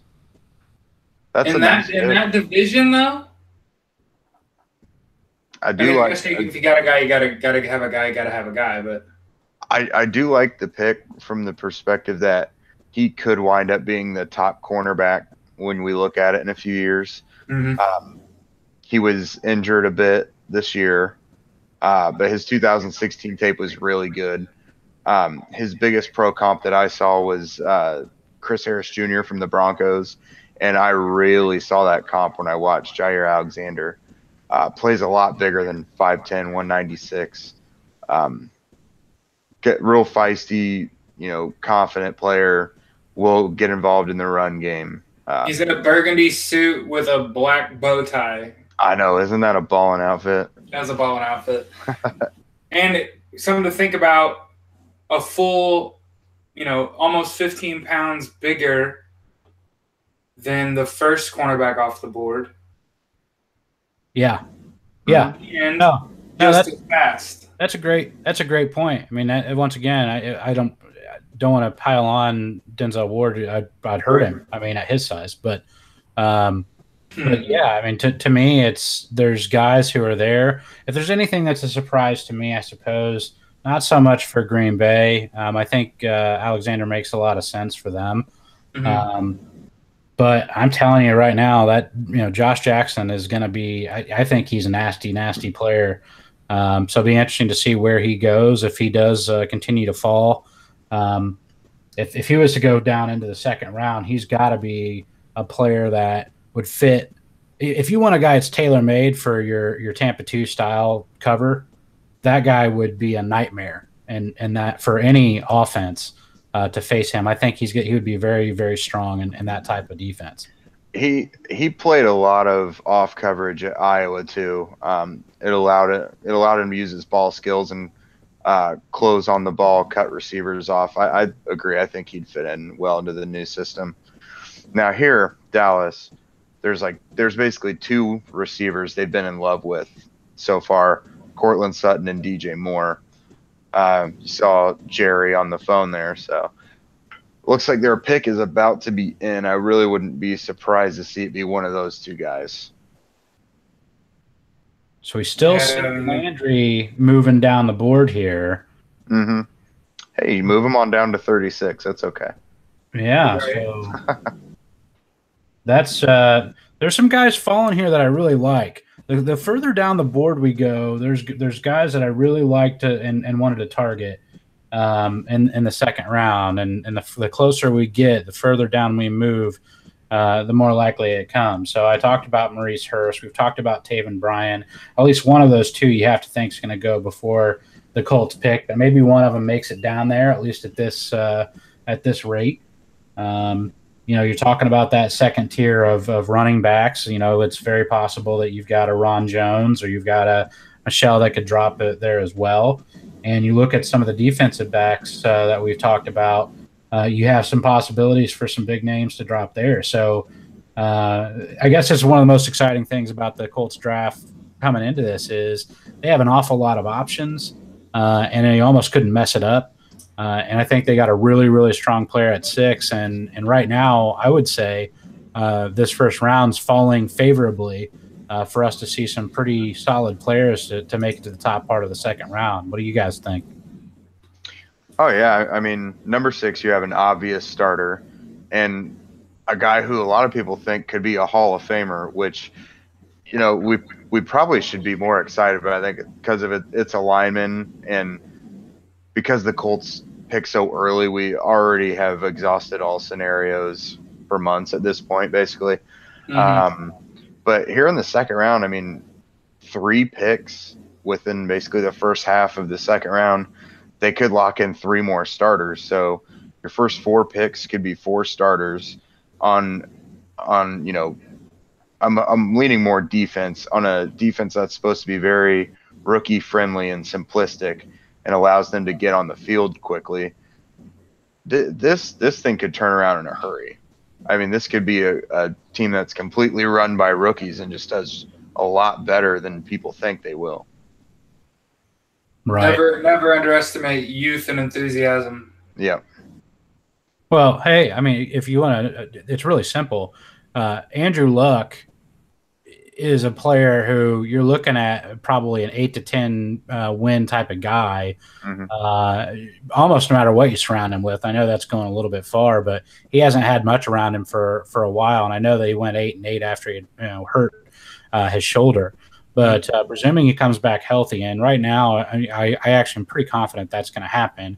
But assuming he comes back healthy, if you keep him upright, if you give him additional time, and you just drafted a guy who is going to do that, and if you're able to open up holes in the running game, and Quentin Nelson is going to eat up defensive linemen, even at the NFL level, I believe he's going to be a nasty, nasty blocker for the ground game. You give some balance, and you give defenses pause about trying to pin their ears back and come after Andrew Luck. You're looking at a pretty positive scenario. So anything you add, to the defense or other positions is sort of gravy at that point. So that's what makes that 6th pick so valuable, no matter what position it's at. If it's protecting Andrew Luck, it goes a long way. What are we thinking, Jared? Well, I'm thinking Dallas, I believe, needs cornerback, linebacker, defensive tackle, not necessarily in that order. So there's like a handful of guys you're thinking about here. Like we talked about, when we did the mock with Stephen Reed and Matt Danley, we talked about how Harold Landry isn't getting past Dallas. So I'll throw that out there. Also say they got Alan Hearns, they let go of Dez. There's a chance you take a wide receiver here for Dak. What about linebacker after they lost their linebacker in free agency? A lot of people thought we would target him. Is this a potential spot for somebody like Van Der Esch? Or Rashawn Evans? I think Rashawn Evans would be an excellent replacement for Anthony Hitchens. I don't know. Dallas is one of those teams I just never know what they're going to do. It usually never falls in line with what anyone thinks. So that pretty much means it's almost not going to be a receiver because that's all they've been mocked lately. Yeah. This thing, maybe a cornerback? Yeah, I've heard Byron Jones is moving. No, Byron Jones is moving from safety back to cornerback, I think. And then they have a few other young ones. Anthony Brown, kid from Colorado last year. Can't think, his name escapes me. Isaiah Oliver? No. Chidobe Awuzie. That's right. Yeah. So they've got some nice young corners right now. This would have been a great spot for Derwin James if he was still here. Mm-hmm. Oh, they got a lot of different ways they can go. They're a team that has the potential to be dangerous, and so it leaves Jerry Jones in a spot to potentially go BPA. Now, I don't know that his track record's the greatest in the world necessarily, but he has flexibility, I think, as well. Oh, wow. Okay, so Schefter just dropped a bomb. Steelers are trading Martavis Bryant to the Raiders for a 3rd-round pick. Wow. Interesting. Dude, I swear to God, John Gruden was just possessed by Al Davis. He's doing so much Al Davis type stuff this offseason. Right. Other than I think Al Davis probably would have loved Marquette King. But John Gruden can't handle a punter with a personality. He would have hated McAfee too. That's true. That's very true. I think, I don't know. His prime can just have been over, right? And now he's just a loon. Yeah. That's what I think when I think about John Gruden, as I think about somebody who's just run out of shit. Like, he's going to go to the Raiders and just flop. Leighton Vander Esch is the Dallas pick. Great. He's not a guy I had anyway. That's a really good linebacking core, though. Leighton Vander Esch, Jalen Smith, and Sean Lee. That's nice. That's nasty. That's a rangy linebacker core for a 4-3. That is nice. I'm just glad. I'm glad he ended up there and not in New England. So, oh yeah, we're gonna have to keep an eye on what New England does with their 2 picks. I'm not really digging that because Lamar Jackson can still be there for them, as can Mason Rudolph and Kyle Lauletta. They can still get whoever they want. yeah.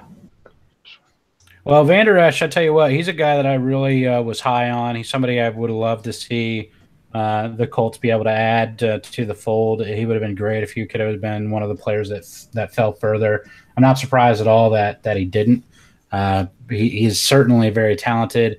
In terms of we talked about before, I asked, is it possible he'd go ahead of Edmonds? Now, Edmonds is a little bit more of a dynamic athlete. He's younger. I think his upside, maybe you could say, is better, but I think Van Der Esch has a very high floor, and I think he's going to be a very strong player. Now, I do think his ceiling is pretty darn high. I wouldn't be surprised at all to see him blow up in terms of physically when you get him into a professional weight room training program. He could become super nasty, and the Cowboys, as you said. You have to remember, who they're adding to with Smith there already. You're going to have a very dynamic, very athletic group there. Yeah, and I agree. I think Van Der Esch's floor, he kind of reminds me a bit of Kiko Alonso when he was coming out of Oregon. And he's been a starting level player. He stopped being a Pro Bowler after his first couple years, but I think that's a decent floor for Van Der Esch, honestly. Yeah, that's definitely a strong pick. Now, Detroit, trying to think what they could do here. I feel like Detroit's another one of those teams that's just perpetually in a dilemma. Yeah, they've got a lot of needs too.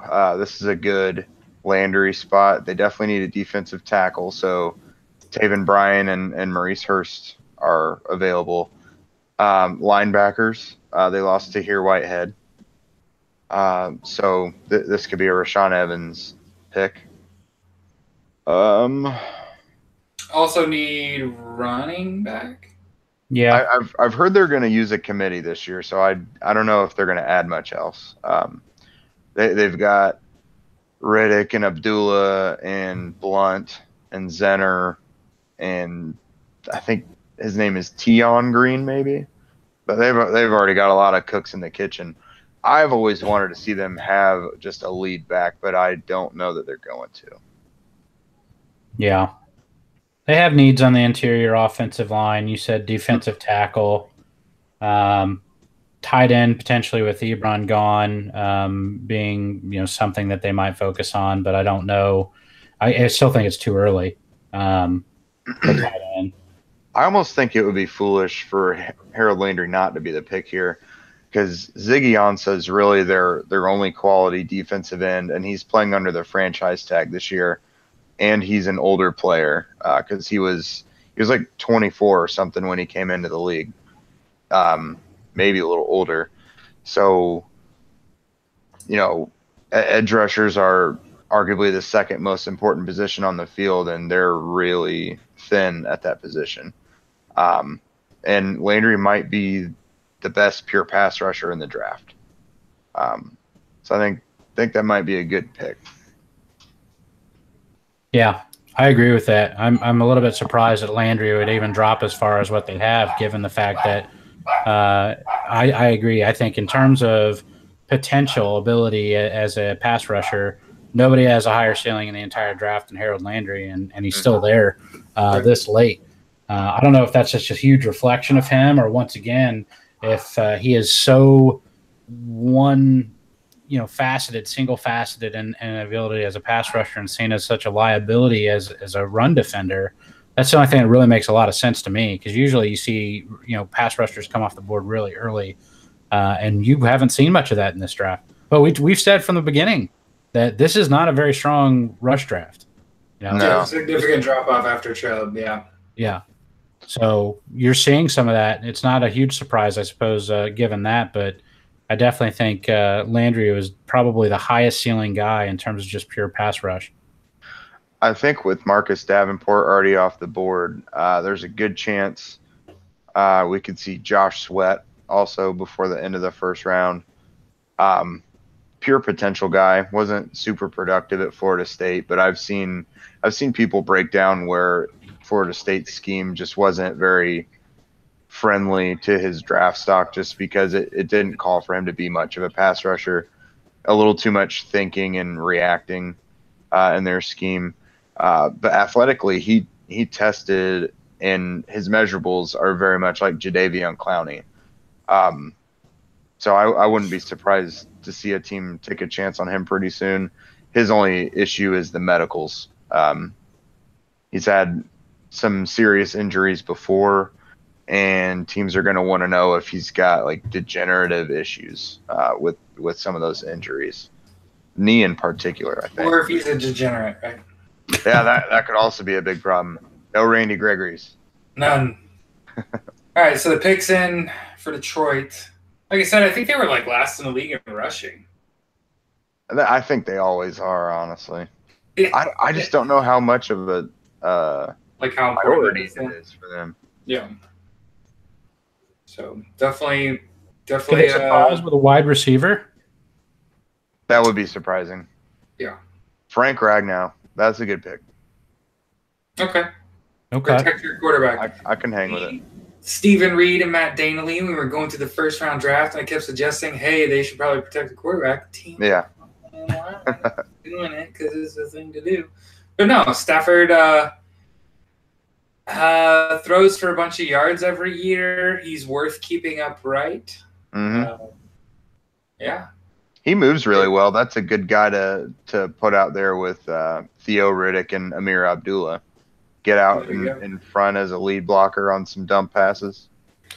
Yeah, he's a nasty offensive lineman. I know that Chris Shepard thought really highly of him, and frankly, I think a lot of people in a lot of mock drafts and draft boards really sort of overlooked him a little bit more than maybe what they ought to. He moved up. I think he started to gain a little bit more respect the closer we got to the draft. But I would say that he was a little bit of a forgotten player on some draft boards, maybe due to some injury issues slowing him down just a little bit. But when healthy, this guy is a nasty interior offensive lineman. I think he's going to help that committee approach to the running back position if he's able to get some push in the interior for sure. The Bengals have to go with a lineman here, don't they?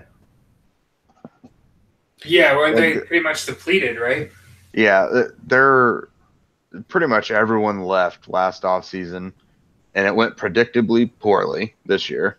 Yeah. So we're saying Will Hernandez. Yeah, pretty much anyone. James Daniels, Will Hernandez, Isaiah Wynn, Connor Williams. Connor Williams. Yeah. It'd be hard for them to screw this up, but they very well might. I mean, they re-sign Marvin Lewis every 2 years, so not the strongest. So I was gonna say, so you're saying they don't make good decisions, right? Okay, well, I would love to say that they're no longer the jailbird Bengals, but they kind of are. Right. So Antonio Callaway, first round pick here. That would be too fitting. Yeah. Let's see. He's an interesting kid. I'd be curious to see what he does. I know that he had some attention for the Colts. Yes, I did that big deep dive on him back in, I think, March. I did an enormous amount of research on him, reached out to some sources that would know some stuff down there, and he's an interesting prospect for sure. Literally does have first-round talent. Is a lot of people's top-ranked on-field receiver, but all the off-field stuff is just overwhelming. Right. Hard to see where he's going to go. He could go top around 3, or he could go round 7, especially after he failed his drug test at the combine. I hate to be the person that ponders on drug testing, and it's one thing that it exists. It's another thing to fail a drug test at the combine knowing that it's coming. Yeah. That always drives me insane. Like, it's like the light is red, you're supposed to stop. like, oh, you caused a massive accident because you didn't stop. Why is the sign there? How did he not know that his biggest question mark coming in the draft was character concerns? He's like, okay, I was suspended all of 2017 for a credit card scheme. There was an investigation for sexual assault after his freshman year that was dropped. He got cited for, I think, marijuana paraphernalia possession. So, homie, your big rap here is your off-field stuff. Maybe don't smoke weed before the combine. Sometimes there were a million things running through my mind there. Most of like how low the likelihood of sexual assault in a locker room is, and then following that up by saying like who still has marijuana paraphernalia at this point, and then also just popping on a piss test where you're showing your muscles off so that they can make you a millionaire, dude. A piss test kind of goes along with the application. So like you said, man, when a guy pops on a piss test and then also has a history of just being a dumbass. Mm-hmm. Okay. You got suspended from college football for a full season? Yeah. What? Okay. Billy Price to the Bengals, by the way. That's a good pick. That is a good pick. Certainly needed him. Yeah. There's a lot of Ohio State kids staying in state. I was just about to say the same thing. Ward to the Browns, and now, and on the broadcast, I thought it was funny. They made a point to talk about Baker Mayfield planting the flag at Ohio State, and now he's on the Browns. Yeah, that's funny. They'll probably be pretty forgiving. I'm still a little surprised they did that. I thought the safest quarterback pick would have been Sam Darnold, but. They're the Browns. They got to shake it up. Like, Baker was my top quarterback, so by no means was it a bad pick. But I thought Darnold probably would have been the right pick because he's also not brash, doesn't have an attitude at all. Yeah, but I think maybe that's what that franchise felt like they needed was a guy to come in there and fire everybody up.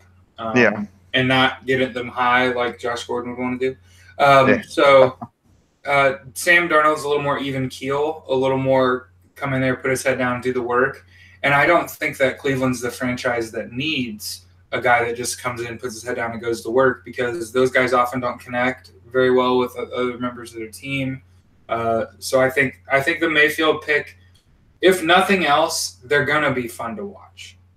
Absolutely. They've got weapons. They have a wily – that's a good word for Baker Mayfield – a wily quarterback with a big mouth. But he plays a big game. He does it all.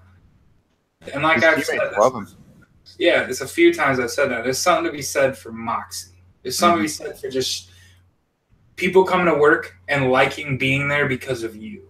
That's a thing. It affects morale. Morale, I'll say, is one of the most important factors when it comes to like a team environment is like your general attitude on a day-to-day basis and especially in the moment. And if you watch Mayfield's tape, he plays out of his friggin' shoes. Oh, yeah. It's really exciting thinking of the most accurate passer in the draft who also has a great deal of mobility and ability to, keep plays going after they break down. Mm-hmm. He's going to be throwing to Josh Gordon and Jarvis Landry. Yeah. That is awesome to think about. And maybe David Njoku develops a little more now too. Got Duke Johnson catching passes. For the fantasy nerd in me is thinking, he's a rookie quarterback, but why can't he have a huge impact next year? Right. He's got weapons around him and a good offensive line too. Looks like we have a trade here. This has to be Landry, for the love of God. I feel like we say that like every pick, and then he just completely doesn't get drafted. The Titans really need him, though. That's the thing. I actually, when I did my first round NFL mock yesterday, I had them. No, it was a live mock on a podcast I was on. I had Landry go to the Titans at 25. Okay. It makes way too much sense. Yeah, I'd say edge defender is probably about the top of their list of needs. Wide receiver too? What's that? Wide receiver too? Potentially. I'm very high on their second-year receiver from Central Michigan. I actually thought that he was going to be the top receiver in the draft. Mm-hmm. He got banged up, though. He struggled, I think, with a hamstring injury all year. Yeah, he came on later in the year. I wonder if that has a lot to do with going from grass to turf. I'm sorry for interrupting you. No, you're good. Like hammies, and I always wonder about hammies and Achilles. If that's not the transition from like mostly grass to mostly turf. That's an interesting thought. I've honestly never thought of that. Because I know a lot of college stadiums, they have field turf, but a lot of stadiums, especially these outside stadiums, they're still natural grass fields, and in the NFL, that's simply not the case. Yeah. I don't know if you got. I'm not going to ask my question anyway. Have you been on the Colts field? It's not fun. It's not fun to land on. No, like it doesn't. I can't imagine how much different the impact on your joints and your ligaments and your muscles, how much different that is. And they practice on basically a track, right? Which I'm sure for like skill players, guys that are used to just going as fast as they can all the time, but it always makes me wonder, especially a guy coming from a smaller school. So for a fact, the programs he's playing away games at, they're lower end of Division I, so they've definitely got a grass field. So someone always wanted to pontificate upon, like, is it the switch from grass to turf that's doing that? Guys, Harold Landry wasn't the pick. It was Rashawn Evans. All right, so here's the scenario for you. Harold Landry is still here at pick 23. We're going to ignore the fact that it's New England. That's on the clock now. Would you give up, if you're the Colts, 36, 37, and 49 to move up to 23 and take arguably the best pure pass rusher in the draft now? Meaning you pick Nelson at 6. You now have Harold Landry at 23, but then you don't pick again until 67 in round 3. Would you take it? That's steep for me. I think value-wise, I'd probably go with maybe one of the second-round picks and the middle of the second round pick. I might be willing to do something like that to get the top overall. But just in terms of like getting rid of all my second rounders for Landry, that's just a little bit risky for me because I worry about Landry may have the highest ceiling of all of the pure pass rushers, but to me, he's also probably the player who is the riskiest when it comes to floor. Because if he doesn't pan out as a pass rusher, what is he going to do? Right. My thing with him was I thought he was a really good prospect as a 3-4 outside linebacker, so he could get a jump on tackles. Yeah. I think just from watching him, if the tackle gets the upper hand on him early in the rep, then it's done because he doesn't have a lot of strength. He's a pretty finesse pass rusher. I do think he showed a little better ability against the run in 2017, but overall his tape was obviously worse because of the injuries. But I haven't even looked at the trade value chart. Maybe it is 36 and 37 up for 23. That would be the value instead of throwing in 49 as well. But no, he is risky, especially in a scheme like the Colts. That's why I thought he would fit somewhere pretty well like Tennessee.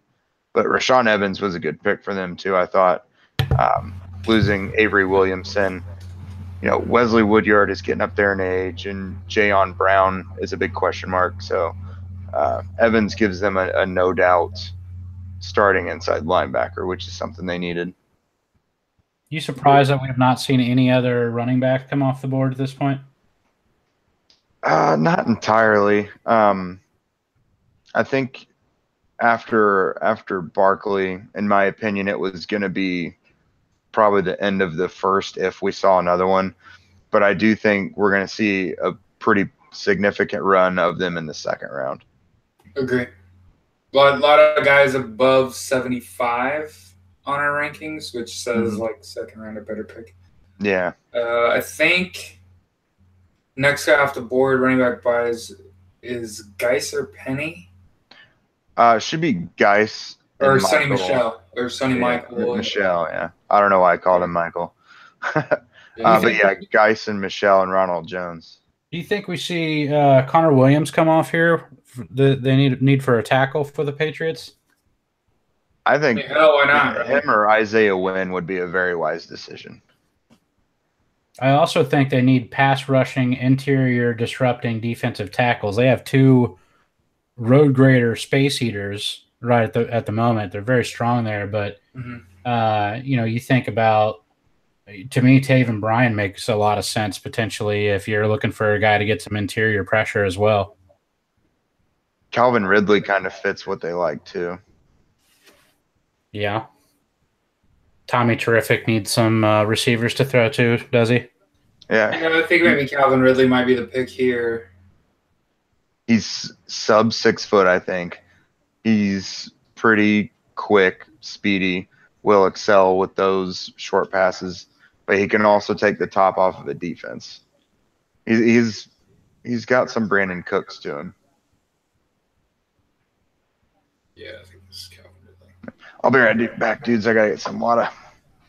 Yeah, so to me, I still feel like, okay, so we're getting closer here in terms of getting an idea of who's going to be in range of when the Colts select.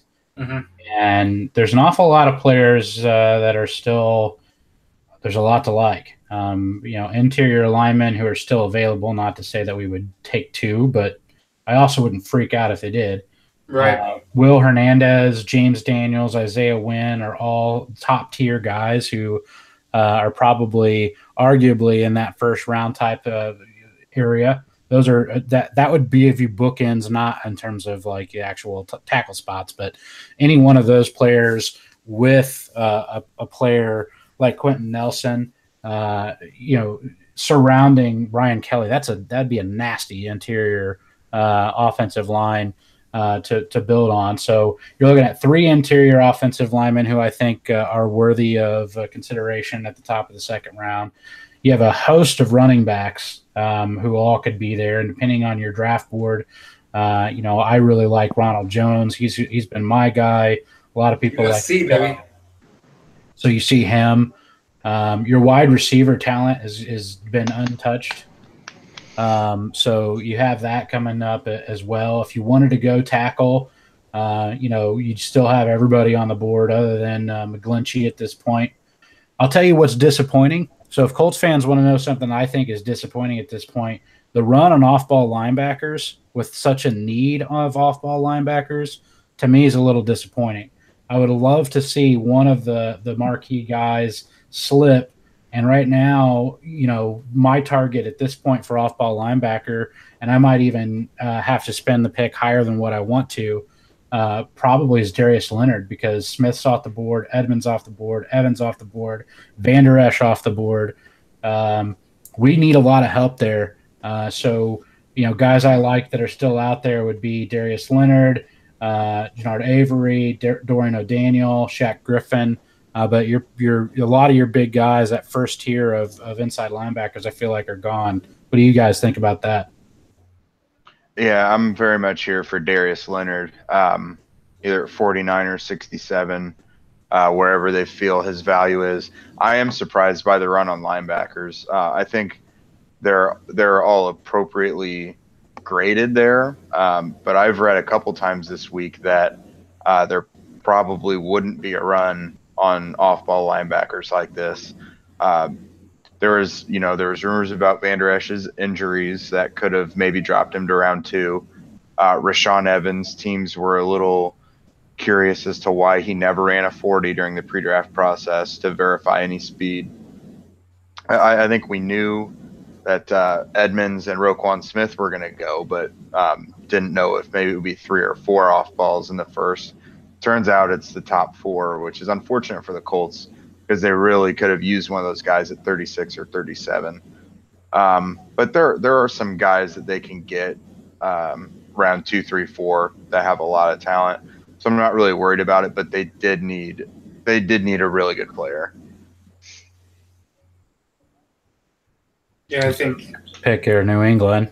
Yeah, waiting for New England to wow us all with their prowess as the Sith Lord of the East continues his reign upon the NFC East.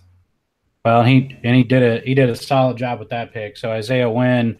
Some people thought Isaiah Wynn is maybe the most well-rounded interior lineman prospect in the draft. Now, I know Nelson was sort of on his own here, right? So I'm not trying to say that, but in terms of well-rounded, a guy who can really do a great job on the inside, Wynn is certainly one of those guys who's most well-respected.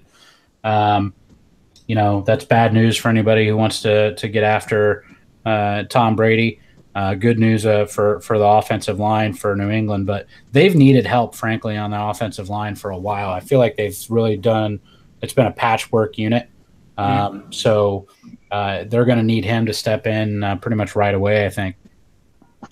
And it's kind of a slight on the Colts. Remember, if you remember with me, the Colts had a very public visit with Isaiah Wynn for the Patriots to draft him here at 23 is kind of a not so readily apparent stick in the side where you're like, yeah, really? Like we flew that guy here. It's a dick move. It's kind of a dick move. We paid for his airfare. Well, hey, let me tell you something else. And so we brought up off-ball linebackers and how there's been a run there. First of all, if you don't already know and you're listening in, off-ball linebackers don't typically go. They're not first-round draft picks very much. It's an undervalued position in a way. In the way of a running back, maybe. It's not to say that they don't, teams don't respect or look for athleticism there, but a lot of times you'll end up seeing off-ball linebackers fall a lot farther than maybe they should. So to see that many go, to see a run, I think was a little bit of a surprise. But if it's any consolation for Colts fans, I know that there may have been some apprehension about the idea of Quentin Nelson being a guard going at 6. The apprehension maybe about trading back. I'm going to tell you right now, folks, the interior offensive line talent in this draft is deep, but they are going through these puppies in a hurry. So, you've got Nelson went off at 6. You've got Ragnow gone. You've got Price gone. You've got Wynn gone. I wouldn't be surprised if Daniels and Hernandez didn't even make it to the Colts pick. So the point of it is that right now, the pickings are getting awfully slim and on the interior offensive line if you're wanting a real difference maker. If you didn't use pick 6 on it, will a true difference maker on the interior line even make it to 36, 37? I'm not sure. To justify taking, I know setting aside that it's Quentin Nelson and he's a potential Hall of Famer, justifying a guard at 6. I don't know if you guys saw Alex Jacobson's big board today, but he pointed out, you can really tell how a team values a position based on the salary. And interior linemen lately have been getting enormous money. Look at Andrew Norwell with Jacksonville, Alex Mack before him, and there was a guard last year, Kevin Zeitler. These guys are getting paid huge money, which shows an emphasis on that position. And like Quentin Nelson said at the Combine, you need guys to block Aaron Donald and Ndamukong Suh, Geno Atkins, guys like that. There's powerful interior rushers now. So, unless you want Matt Slauson out there instead of Quentin Nelson, then you're going to have to pony up for a premium interior lineman. Oh, God, or Vooch. Like, that was our alternative. God. If we didn't take Quentin Nelson and lock down that position, Vujnovic is going to get somebody killed. And then we'll have to deal with that. And, who really wants to go to a funeral? So he is an ankle breaker in the most non-basketball terms possible. That's so true. He will step on you. He will make sure it happens. Yes. Well, I'll tell you, if I'm picking for Carolina right now after they lost their stud interior offensive lineman, I'm looking at Hernandez or Daniels here. You're looking at a strong interior offensive line draft. As we said, they're going off the board here pretty quick. Do we see a run? Does Carolina keep it going? Yeah, I mean, why not? You're seeing all the teams that already have their quarterback locked down protect him, right? So, Jared, you're not going to let it go. We're going to learn the lesson in 2018, folks. I tried to. I've been trying to say this for a while now. Mock draft in the first round. You got to protect your quarterback, gentlemen. I mean, that's what you got to do. Look at none of the teams picking that don't have an established quarterback have moved away from protecting their quarterback. So one of the things that last year, if you just watched highlights, it looked like the quarterback play was down. But if you take like a deeper look at that, it was really just the pressure is coming from everywhere now. And teams are having to dial up wild ways to get the quarterback. And it feeds to your point. Like if it's a pass rushing coming from the interior of a defense, you're going to have to put people in that position to stop that from happening, lest you have to start a guy that was washing windows last week. So here, Carolina probably needs to go with offensive lineman again. I feel like I'm a broken record. I keep saying like wide receiver. Like Carolina, Cam Newton has no targets. Steve Smith, I believe, was the second leading catcher last year, and I got DJ Moore. That's just fine. That's a great pick. Do you know that Steve Smith also went to Maryland? Oh, where else did he go? Because he had to transfer a time or two, didn't he? I remember playing NCAA football. And specifically playing with Maryland to play with Steve Smith because he was just so much faster than everyone else in the game. Mm-hmm. And I know that we're not talking about video games, we're talking about real life. But DJ Moore is a complete receiver who suffered through substandard play. Did DJ Moore see the one that also went to Syracuse? Or am I thinking about another guy? Syracuse had a receiver last year. Yeah. Well, Moore is a solid. Matter of fact, Moore in a lot of ways reminds me a little bit of a Steve Smith in terms of being a tough, hard-nosed runner after he makes a catch. He can run away from you. He can run around you. He can run through you. He's definitely a very well-built, stocky type of receiver who is, almost a running back in terms of build. So. He's going to be a dynamic guy. He's certainly going to add some firepower to the Panthers' offense. I'm sure Cam Newton's probably pretty happy about that. But I do think that they're going to have to address probably offensive line at some point, maybe in round 2 or sometime here soon. Yeah, I mean, if I'm not mistaken, DJ Moore is the first receiver off the board.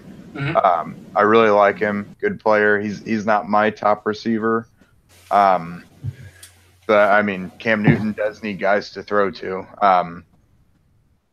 I mean, Moore can track balls deep. He has an uncanny ability to get to the deep ball. I mean, he's not even physically imposing height-wise, but he usually comes down with it. I don't know how well Curtis Samuel is going to work out for them, and they dealt away Kelvin Benjamin last year. Devin Funchess needs someone to take attention away from him. With adding Moore and then also having Christian McCaffrey taking things away in the short area closer to the chains, I mean, Newton's got to have a good passing year. I don't see how he couldn't. If I'm DJ Moore, do you know how thankful I am I don't have to wear those trash Maryland unis anymore? Jesus. So thankful. Like every single set I've seen, I'm like, that's the ugliest uniform in history. I thought those yellow. The yellow, that doesn't even make sense. I know. I thought those were from the Army All-American game or something. I was like, that's cool. They're showing his high school film. Or they just accidentally washed out that particular highlight, and you're like, there's no way somebody has that muddy friggin' yellow on their unis. But, yeah, if I'm DJ Moore, man, I'm happy to go to Carolina. Cam Newton is a world-class quarterback, top 5-6 guy quarterback in the NFL. a desperate need for the team on a what is going to be a fun division to watch, man. You look at, what is that, the NFC South? Yeah. So you've got Tampa Bay, New Orleans, Atlanta, and Carolina. And Carolina got a pass catcher. Like a guy that I mean, he's played with a mess of quarterbacks in his college career, still had 1,000+ yards. It's a good pick. It's exactly what they need. And again, I like saying this, man. It's another pick where I'm like, hell yeah, the NFL is getting better.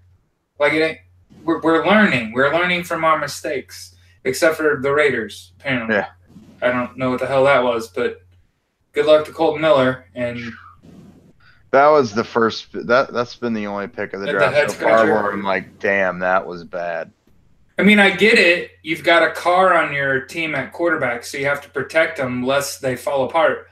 But that said, I don't feel like Colton Miller. We talked about that. He's in like 6th or 7th in his position group. Like, it's awfully early, and he wasn't even that good. I mean, it's different when you're just grabbing the fastest guy in the draft, Al Davis.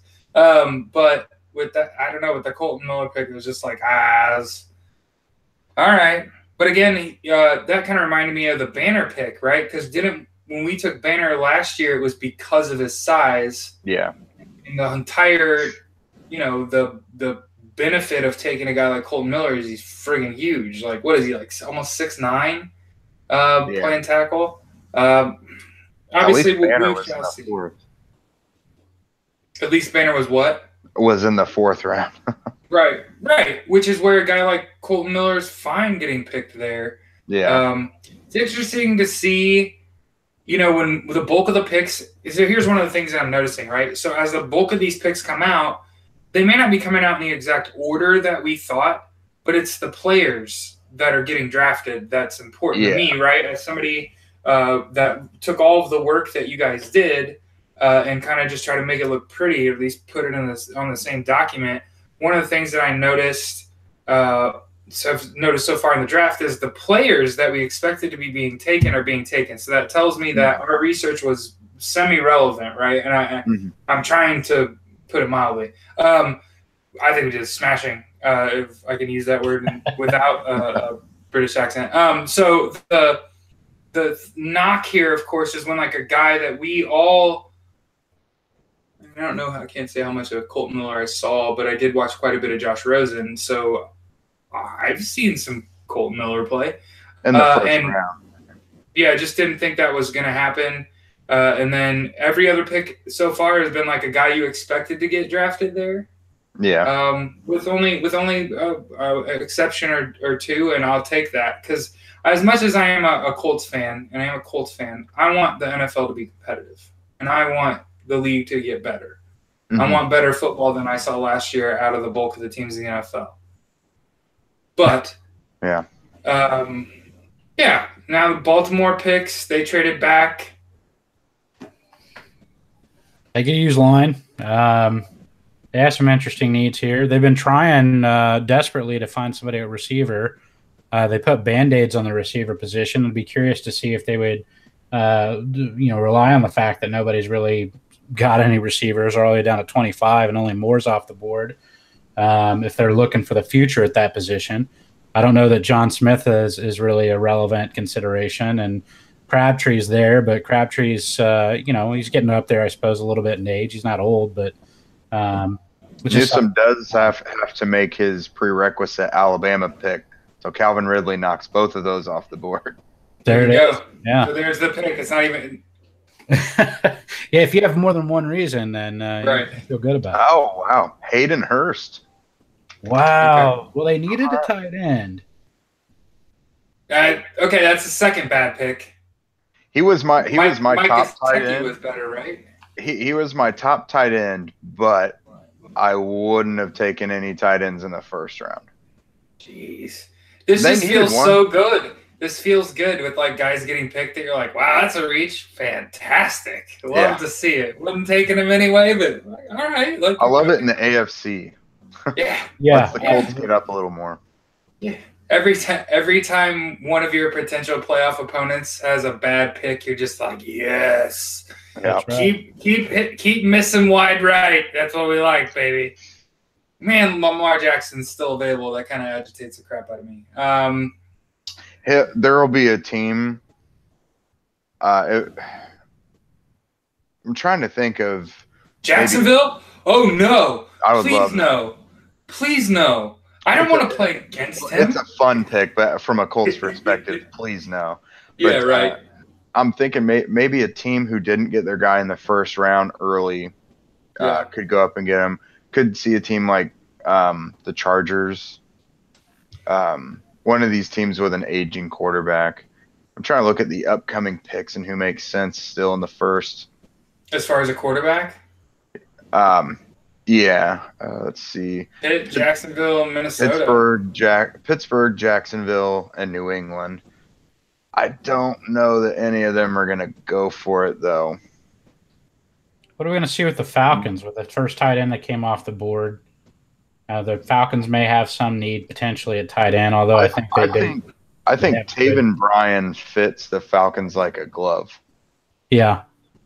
I was going to say, I think defensive line. The SEC guy. With Poe gone.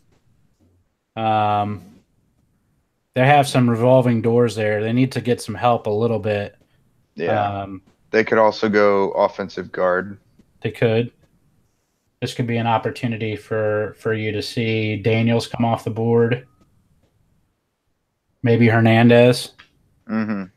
They like to run the football. I can tell you that. So, I mean, if you have the ability to run, Hernandez would be just a road grader in there for sure. Yeah. Connor Williams, too. Because Connor Williams could play right tackle or guard. If I remember correctly, the Falcons could have used a guard or a right tackle. Okay. So almost certainly like an offensive line pick. Atlanta's one of those teams that's pretty close. Or maybe Julio Jones is actually leaving Atlanta. For Indianapolis? Yeah, the Twitter freak out that happened. And so obviously if that's the case, they're going to go wide receiver, right? Right. So Calvin Ridley, done deal. Dude, that would be great. That would be so good. I want Julio. I'm selfish though, because I'm a type of person in fantasy football is I want to take Julio at the first pick and then Andrew Luck in like the fourth round and be like, see, the genius that is, and then on the same team and it works out. You're like, yes, that's right. Did that. But we're still stuck in dreamland. No, wait, it's the thing where if I say it happens, it happens. That's right. Oh, playing with fire, Jared. So defensive line makes a lot of sense. I mean, I think it's possible that they could is this another possible landing spot for edge rusher? Right. So this is where Harold Landry gets picked. To be honest with you, every team can use an edge rusher. You can never have too many. Right. Like honestly, so far this hasn't been a draft where we've seen, at least not that I can think of so far, where a team has added to a position that was already loaded on their roster. You usually see that at least a couple times in the first round. It's not done yet, but usually I feel like we see that by now. I think the Vea pick with McCoy is maybe as close as you get. Yeah. I guess I mostly meant to the point where you don't know who's going to start. Sure. At least Vea and McCoy can be on the field at the same time. There's Ridley to the Falcons right now. There it is. Julio's coming to Indy. There we go. I said if I say for real though, I wonder if they just put Ridley in the slot with Sanu and Jones on the outside. That's pretty dangerous. Yeah, that's nasty. Yeah, so Matty Ice is probably gonna have another huge year. But Steve Sarkisian is still his offensive coordinator, so that's a bummer.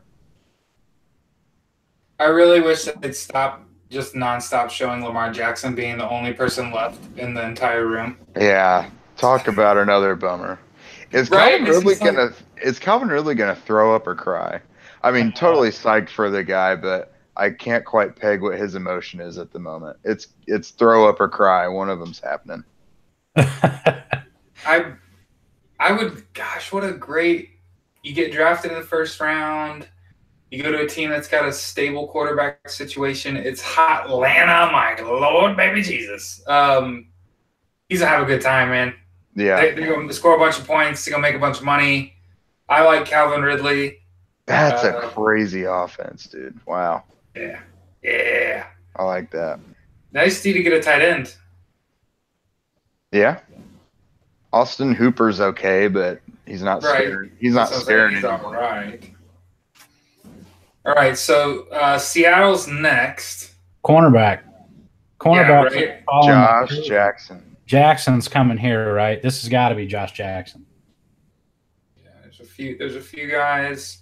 Also, does Seattle need a safety too? Was this the You is can this get a possible Justin Reed landing spot here? Yeah, they could use Justin Reed. And of course, I think Seattle also needs a wide receiver. Harold Landry. Yeah, they do. They could use Harold Landry. Cliff Averill, his career is up in the air. Him and Cam Chancellor kind of both got knocked out around the same time. Oh, man, he does look real warm. Jake, you might be right. He really is in that. Lady, stop whipping his head around. He's going to throw up everywhere. Yeah, you're right. Right? Yeah. He's like past crying. We moved on to like dry heaving. Oh, man. Yeah. He looks real warm right now. Oh, man. Yeah. Sometimes and of course, Look at that offense, man. Of course, everyone out there watching, I know this is a sensitive world now. No, we're not poking fun at him. We're psyched for Calvin Ridley, but this is the kind of observational journalism you get with us. Right. I was mostly concerned for his health and pointing out it may be a touch warm in that room, not at all a slight on him. Did the Falcons just draft a guy with, soft emotions or stomach problems? Like that could come out during a game. We don't know. Calvin Ridley, first team All SEC, also IBS. Yeah. That is awesome. It's all too close to home, right? Like, but yeah, here we are with Seattle on the board, and again, needs all over the board. A defensive-minded team. They got their quarterback situation pretty locked down. Offensive line is a consideration, given how always beat to hell Russell Wilson gets every year. Every year. I think, could this be another one of those my premonitions coming true? Teams need to protect their quarterback picks. I think this is also a possible spot for Darius Guice. Also true. They need a running back. They do, but they also need a line.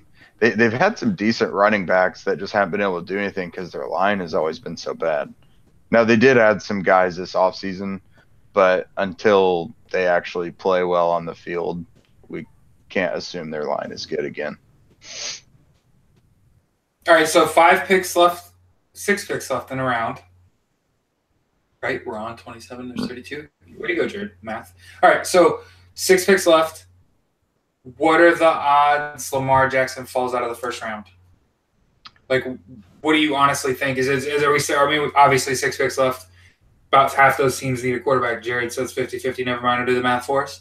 But we're looking at what we say, probably a couple 3 teams out of these next few need a quarterback. Otherwise, he's fallen to the second round. And I think if New England doesn't take him at 31, then he's probably fallen to the second round. And of course, the X factor is if a team trades up to the bottom of the first to pick him.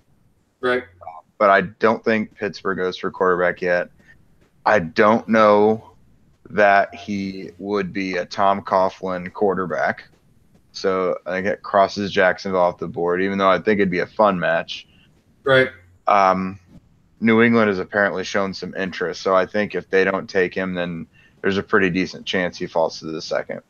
Oh, you know what happens? Because Bill Belichick is a Sith, he converts Lamar Jackson to a wide receiver despite his wishes. Oh, yeah. He just does the hand wave like, no, this is New England. Like, what do you want to do? What do you want to do, Lamar? What are you going to go get a graduate degree? Come on.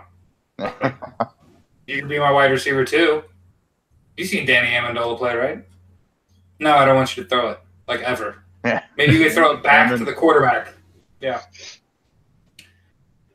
Some trick plays, some trickery there. Yeah, I don't know. For some reason, I feel like if they're going to pick up a quarterback, the guy that I see them picking and turning into some crazy good player is Laletta. Oh. How about Kurt Bankert, Mason Rudolph, any guys that actually played D1 and won some football games that are still left? Mason Rudolph can whip it and win football games, consequently. What about tight end? Mike Gesicki, best available. Now, Hayden Hurst was my top tight end, but I thought Gesicki would be the one to get picked first, just because of his upside. And because he played with Barkley and therefore inherited the same like instinctual playmaking ability. It's just that he's white. Exactly. That's kind of what I thought. No, but I think if any tight end in this class had like that Jimmy Graham ceiling, Jimmy Graham Saint ceiling, it would probably be Gesicki. He gets all those jump balls. Trace McSorley was not an accurate passer, Penn State's quarterback. Right. So Gesicki made a lot of challenging catches. A lot of guys had a basketball background. He may have played basketball, but he was actually most well known for volleyball. I love that might volleyball. translate a bit, right? Not good at it, but I like to get my toes in the sand out there.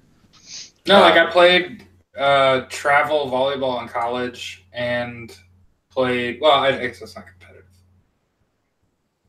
If you were competitive in your heart, then it was competitive. No. When I played like travel, what is it called? Club. I played club level volleyball in college just for. That sounds competitive to me. I think it was chasing women. You had some really guys that could jump really high and hit really hard. And not each other. But yeah, volleyball is an interesting alternative to basketball as it refers to a football player, just because it's a lot about judging like a jump ball. That's some news. We have our next shocker, Rashad Penny, first round to the Seahawks. Wow. Okay. Holy crap. He's a West Coast guy, so he's a San Jose State player. So it cost Seattle less to have him travel so they could scout him. Now, I love him as a runner, hate him as a pass protector. Which is literally what Russell Wilson would beg for. Yes. That was my – keep me from dying. That was easily my biggest knock on Penny, was that he didn't even come close to being a good pass protector. He didn't look like he knew at all what he was supposed to do. He didn't have the right form. He was late getting to his assignments. I mean, you keep developing in the NFL, and hopefully his running back coach or Brian Schottenheimer helps him get there, because he could be a really good player, but I don't know that they're going to trust him on third downs yet. Interesting. Before Geis. I guess that kind of tells you why you went to San Jose State. He's a very dynamic player. I mean, he may not be much by way of a blocker, and that's unfortunate. In the NFL, that'll get you to sit down. You can ask Marlon Mack all about that. But hey, the reality of it is he's a guy who has the ability to catch the ball out of the backfield. He can run with the ball. I don't know that he's necessarily like a huge pass catcher, but he is a guy who will find the lane and he can break off big plays. I'm not surprised to see him go early in the draft, but I agree with you. I think it's earlier than what I would have expected. Oh, wow. Yeah, his straight line speed looks fantastic, but I think the major draw here, if I'm not mistaken, Rashad Penny is a special teams player. Yeah, he's a kick returner. They're like 8. Yeah. So pretty much out west, it's him and Dante Pettis for special teams, West Coast style. Yeah, like you said, man, he's got wheels. Yeah, I think he's stylistically. I do see some Le'Veon Bell to him. Not saying he is Le'Veon Bell, but stylistically, kind of that smooth, kind of patient runner. No one has Bell's patience really, but I've seen some of that with Penny. One of the concerns there is he's got quite a bit of mileage on him, right? Like at least was he a senior? Well, he was actually behind that tiny running back from San Diego State that went to the Eagles. San Jose State. No, San Diego State. Yeah, there was a tiny running back who was in front of him for at least the last couple years, and he's on the Eagles now. I can't think of his name to save my life. Ajayi? No. He played for Boise State, I think. Yeah, I'm gonna have to Google it now. Running back played first. Eagles running backs. Donnell Pumphrey, that was it. Oh yeah, that's right. Yeah, but no, he's a way better prospect than Pumphrey because again, Pumphrey looked like a tiny slot receiver, playing running back, but Penny actually has an NFL running back body. So I do think he'll be a good player. I just wouldn't have taken him at 27 overall. What do you think Steelers do here? Their pick's are already in, so we're going to find out probably relatively soon. I'm guessing safety. Justin Reed would be best available. I want to say most of their needs were defensive based, if I remember correctly. Pretty heavy defensive need, probably. I think they like to go in the trenches for the most part in the first round, usually front seven. Okay. There's no off balls really to pick right here. Could this be Landry's spot? No. Right. Theoretically, they could take him. Right. I don't know that Taven Bryan fits with them. I liked Jair Alexander here, but he's gone. This could be a corner too. It's like a guy like Quinn Meeks or. Yeah, could be. They just dealt a wide receiver. Do they pick a wide receiver? Yeah. Oh, so this That's is through Cortland is Sutton. that Equanimous St. Brown reach of the millennium? Equanimous St. Brown is like a Martavis Bryant that doesn't smoke weed, or at least doesn't get in trouble for it.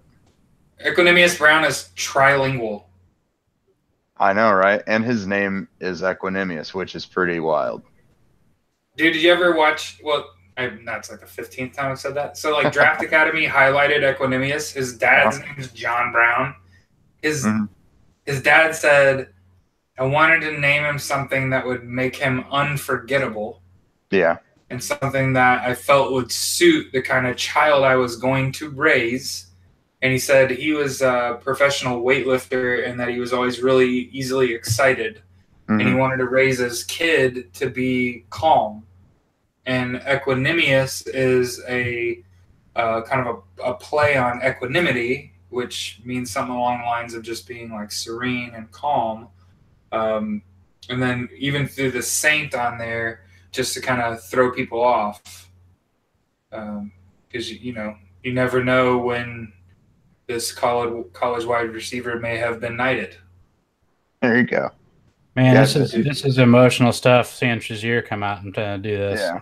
Ryan Shazier walk on his own 2 feet out there. Oh boy. Just like seeing him get back up, man. Yeah. It's one of the things you never hope you have to watch, never hope you have to endure. But did the Steelers really just take Terrell Edmonds in the first round?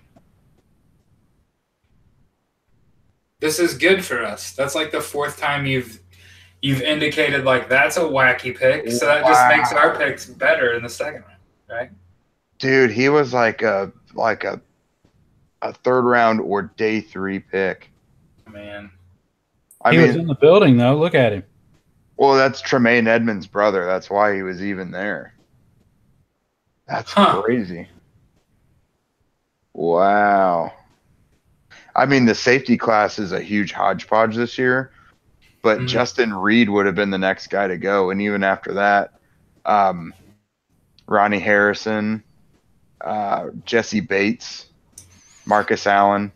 Yeah, I agree. I didn't really think it was that strong of a safety class, frankly. I mean, I wonder what Blystone thinks about that. He scouted our safeties.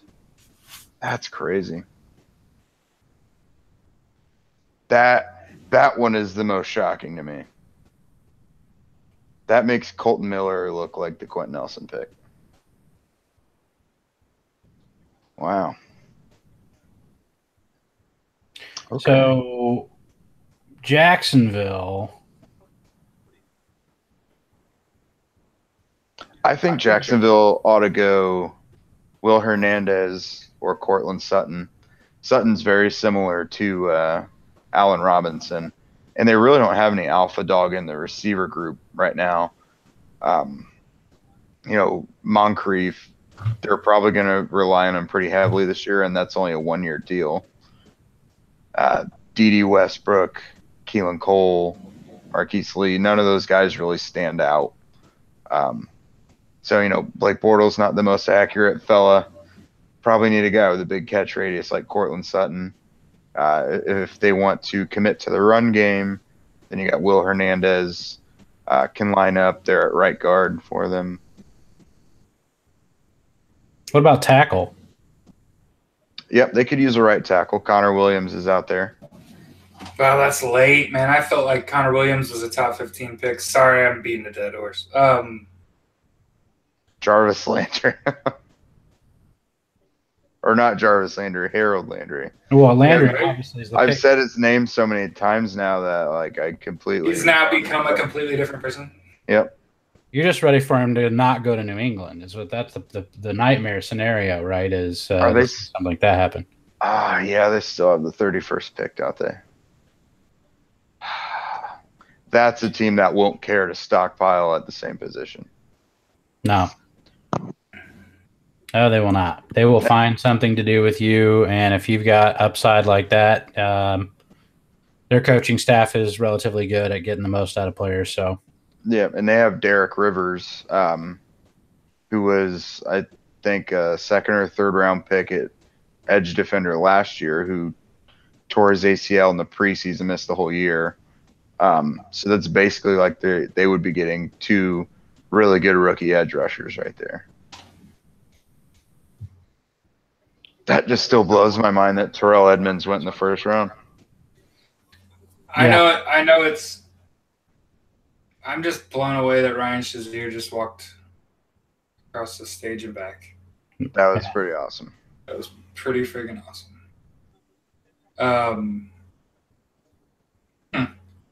Yeah, a little bit of reach there at safety. It's not like he can't play though, and he's fast and big and athletic, and you never know. Yeah, I mean, this is a bad offense, right? This team needs offensive players, right? They have a running back. Wide receivers could use a little help. A lot of help, I guess. Probably the better way to say it. Yeah, they're strong in the secondary. They're strong in the defense, period. They have about the most expensive, I think that is the most expensive defense in the NFL. They need a quarterback. They need offensive line, I think would be fair to say. You can never have enough edge defenders, so of course Landry's name comes up. They're just strong in a lot of places. Jacksonville does not have a lot of weaknesses. They could go a lot of different places with it. I think it's early, but they need a linebacker to replace Puzelesny. They need a nickel to replace Aaron Colvin. And then if they wanted to get like Justin Reed or Ronnie Harrison, that could maybe be an eventual upgrade over Barry Church at safety.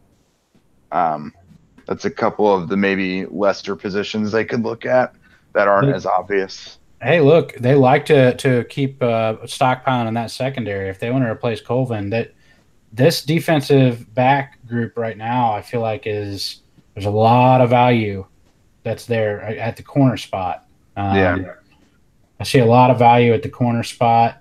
I see a lot of value on interior defensive line, but I just don't know how rich you can get and pay any more than Jacksonville's attention has been to their front seven. Taven Bryan. So they go inside again, man. And Florida. Brian went to Florida. That's the deepest defensive line of all time. That's nasty. Wow. Okay. So they're committed to stopping the run. He's disruptive. Taven Bryan is not. That's not what you want to see. So when we look at the AFC South opponents, we're going to look at that a little closer. And seeing Jacksonville add a guy, that's a guy I think we really would have liked to see come to Indianapolis. Would have been really nice to have a penetrating style interior defensive lineman, especially in our new scheme. That is a guy they're grooming to take over on the interior. They're deep enough. He doesn't even necessarily need to start right away. He's a rotational guy for them. For a lot of teams, he's an immediate starter. Yeah. I feel like that was their answer to the Colts picking Quentin Nelson. Okay. Hey, it's a battle to be seen for years to come, right? Yeah. Yeah. Oh, Quentin Nelson versus J.J. Watt. When's the first? That's going to be a nice one to see. That'll be a good barometer for Nelson. Can you decleat J.J. Watt? Yeah. J.J. Watt's back's a problem, boys. Mm-hmm. Jarrell Casey. He's healthy.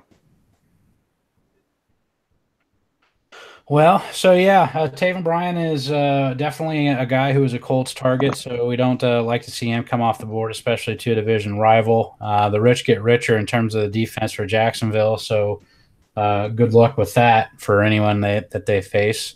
Going to continue to be tough sledding, but like you said, I mean, the nice thing is getting Quentin Nelson, that's the answer to Taven Bryan, so I feel like if you're just doing a player-to-player comparison, we win that.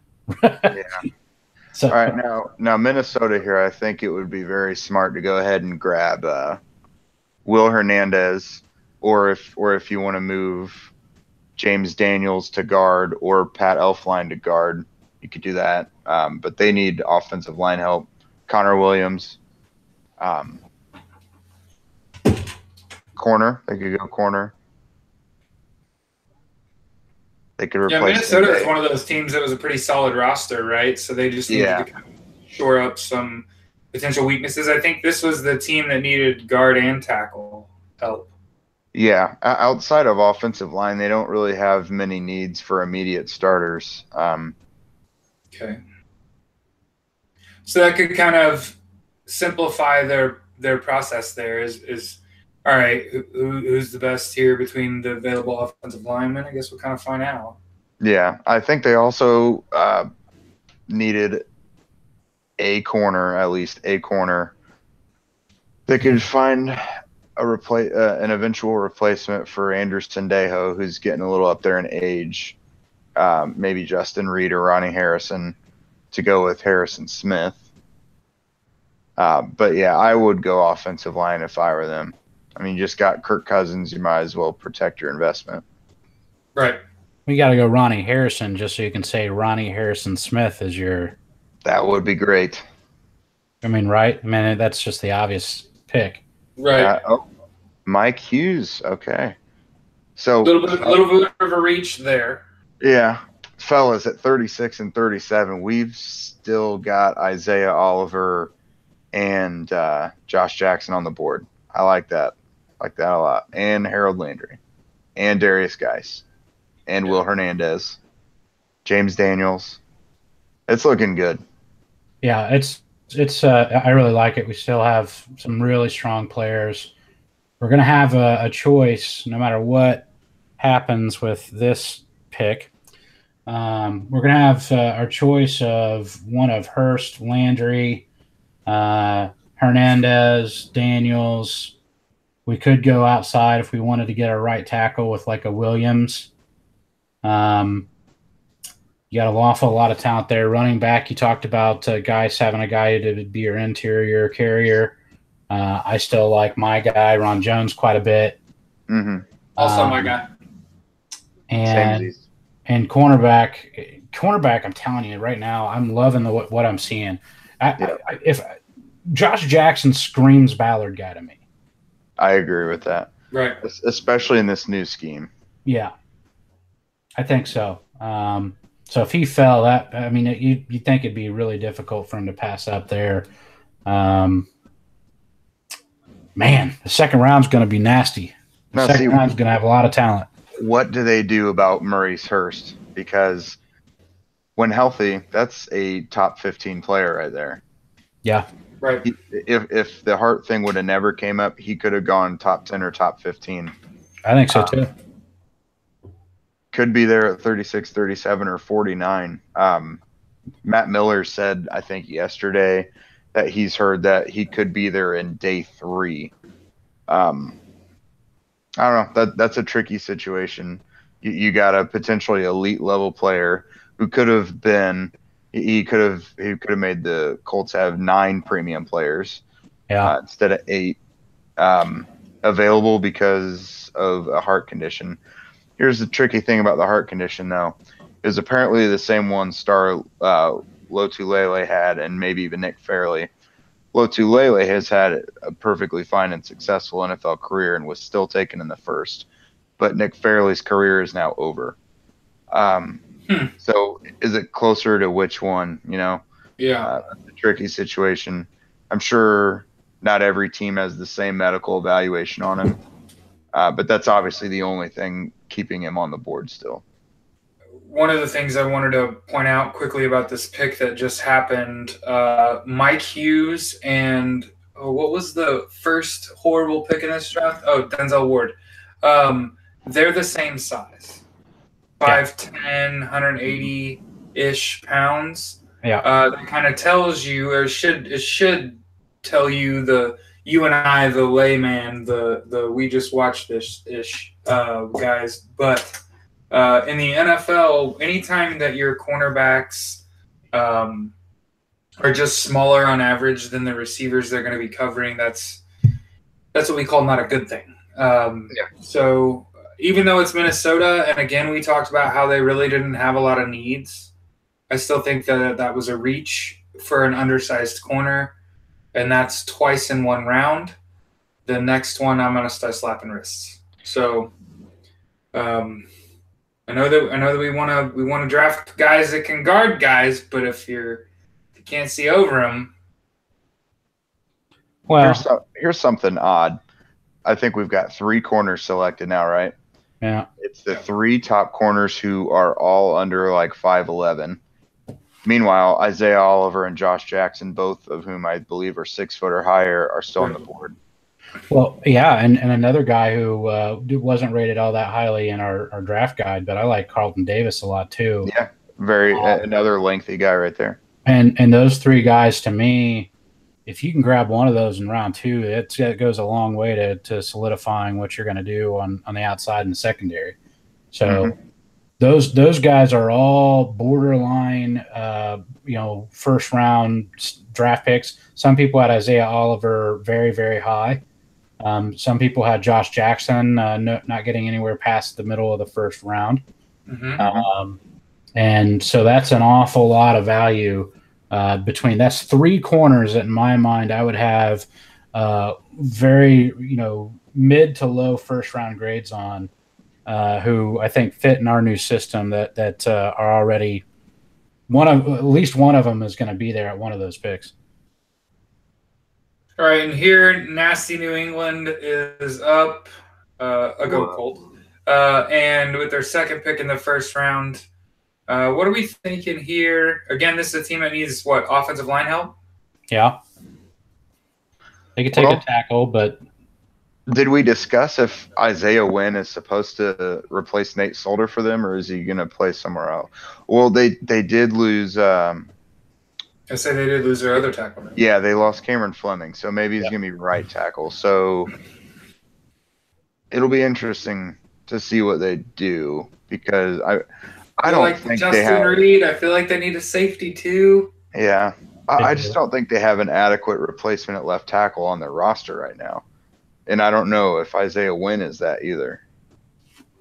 I don't know if he is either. Yeah, because I thought he was supposed to be slated as a guard. I'm probably It's his short arms is why I think his stature and short arms is what Sonny Michel. Damn it. Okay. Yeah. Okay.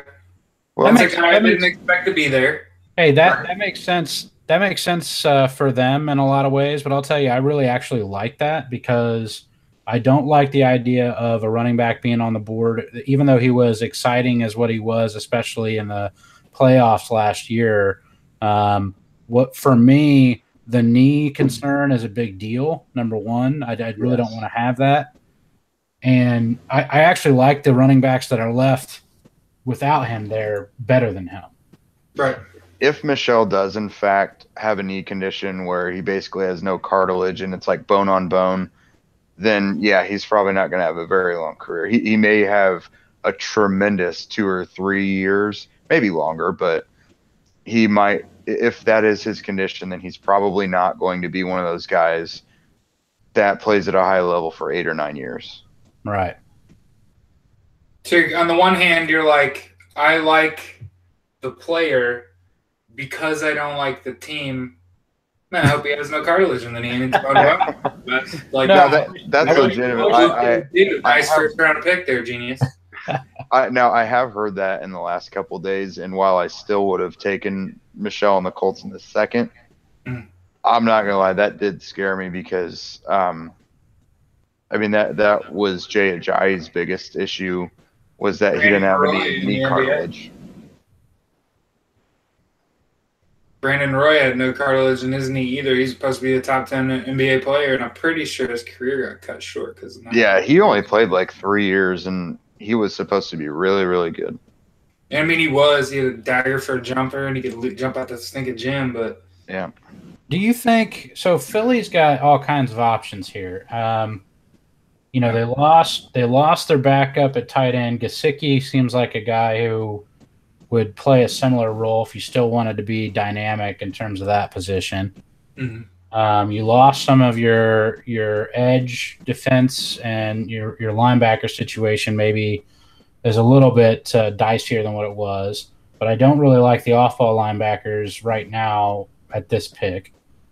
You know, offensive line, you've got the problem with Peters being very old and coming back from an injury. So you've got an offensive tackle as a potential look there, or offensive line. Their offensive line obviously is very good, so it's very funny to say that offensive line would be a need. Baltimore actually just traded up to 32. They now have the Eagles pick. Oh, really? Okay. Yeah. Okay. I saw some stuff the last couple of days about Lamar Jackson here. Their earlier pick, but I don't know about that because they haven't shown disinterest in Joe Flacco, and unless they're going to go against Jackson's wishes and make him a receiver or something, I don't know. Do you think John Harbaugh can do it? You think he's got the Belichickian Sith mind trick? Well, he better, because if he keeps missing the playoffs, then he's going to get fired. Because I would rather have Lamar Jackson at quarterback than Joe Flacco there. I'll go out and say I absolutely agree with that. Is this Will Hernandez? Yeah, I mean, it very well could be an offensive lineman. Yeah, if they lost. Anything, you need to protect him. Yeah, they lost Ryan Jensen, and I think one other. Well, Jensen, then they could be going for Daniels. Yeah, they could be going for Daniels if they wanted to plug him in. But I think offensive line makes a lot of sense if you're going to trade back up with that being such a strength in the draft. Okay, so they got Hayden Hurst before, so they got a pass catcher already. Is this Cortland Sutton, wide receiver, load up on targets? They're not very good at receivers. That was one of the things that we talked about with Baltimore is that they need pass catchers, right? You know, it could be Darius Geis. Ooh. There was a lot of Ravens Darius Geis connections throughout the pre-draft process, so that could be it. Yeah, and there's Just sort another of a LSU skill little player, in man. that backfield too. Josh Jackson. They might need another corner. Okay. Let's see. 3 minutes left, 4 minutes left in the first round. Some reaches. They did take Lamar Jackson. What? Good. Wow. Good. Joe Flacco just went. He just became a what's the word when you can't sleep anymore? Lame duck. Wow. No, your impending doom has been announced, and it's 4 syllables. Yeah. Oh God. Hey, you can't run with him. Like, how you gonna get better, Joe? Like, it's over, buddy. Who's the water boy now? By the way, that kid right there looks like he's ready to get to work. Yeah. I'm a Lamar Jackson fan. He took a lot of offense to the idea that he sat back there that long, and he's got a list in his head of the names of the teams that all kept passing him by. Dude, I love those stories. Every time you'll find this guy that he got drafted like 50th, and he was supposed to go top 15, and he just wrote down a list of teams that he was going to destroy when he got a chance. And there's like a few of those guys, and you just wonder, like, if that drive, that chip on the shoulder, like, as long as it doesn't weigh you down and it's a continual motivator. That was the story about Baker Mayfield, Jake, for the record, that Brett was so lovingly giving us a callback to. Was Baker Mayfield had a list of everyone who ever doubted him or disrespected him, dating all the way back to 6th grade. Oh, just like Ryan from The Office? Right, exactly like Ryan from The Office. I love that. So the thought process here is, Lamar Jackson's got 31 teams that passed him up. Man, Joe Flacco probably feels so disrespected right now.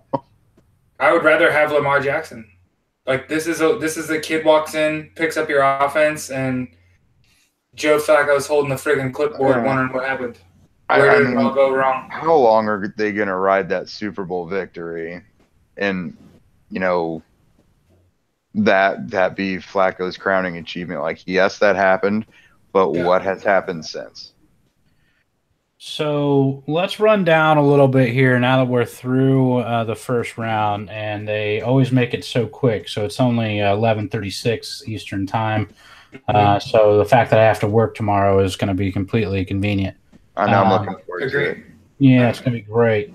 But let's run down a little bit here. Looking at the consensus big board that we had in the Stampede Blue Draft Guide, the guys that we have left, highest rated, just sort of going down in the list. Isaiah Oliver was very highly rated in our draft guide. Cornerback still available that we've already discussed a bit. Connor Williams, at certain different times during the discussions of the draft, was considered potentially the number 1 overall tackle prospect by some, and he's still on the board. And by the way, this few tackles, I don't know if this sets a record, but I don't know how many years that pure tackles only one really comes off of the board. You think about just your tackle prospects, but that's pretty rare for a first round. So you have Connor Williams still on the board at tackle.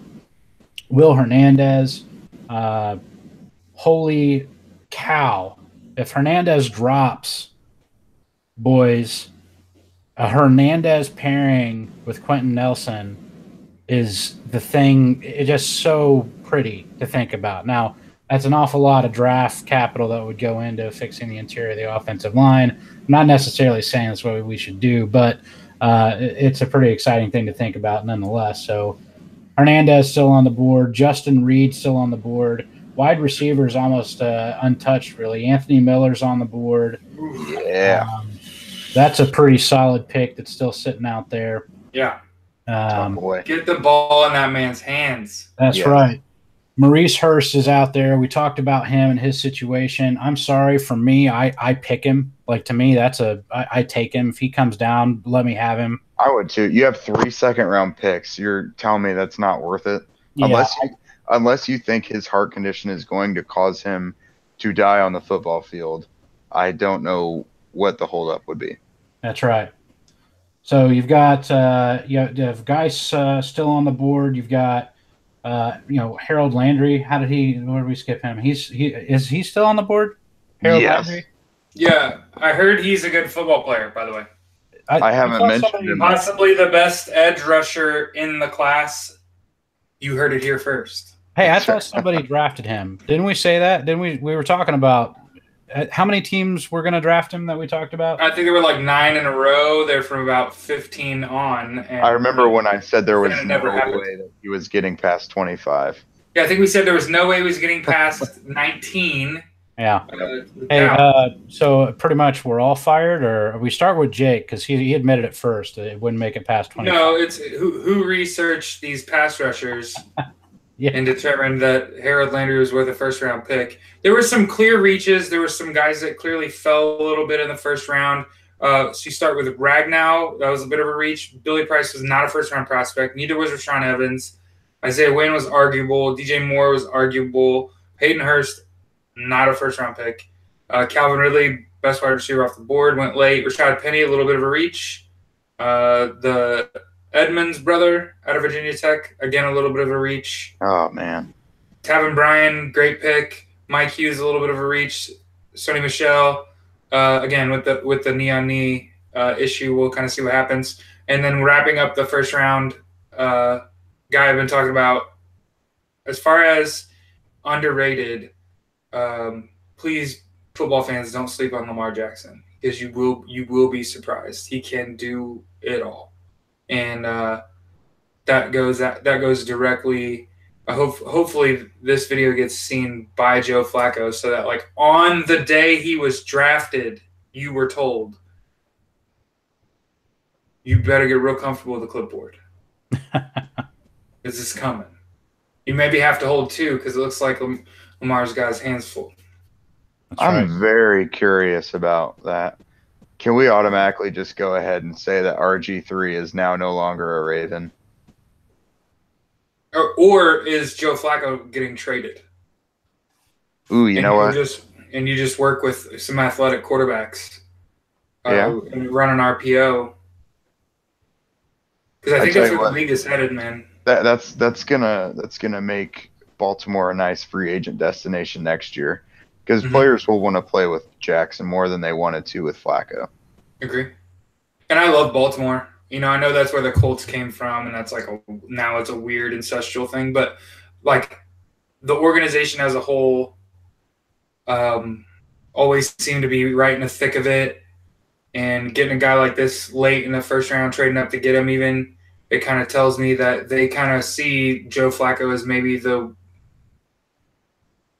weakness on the offense, or maybe they need some fresh blood in there. Yeah.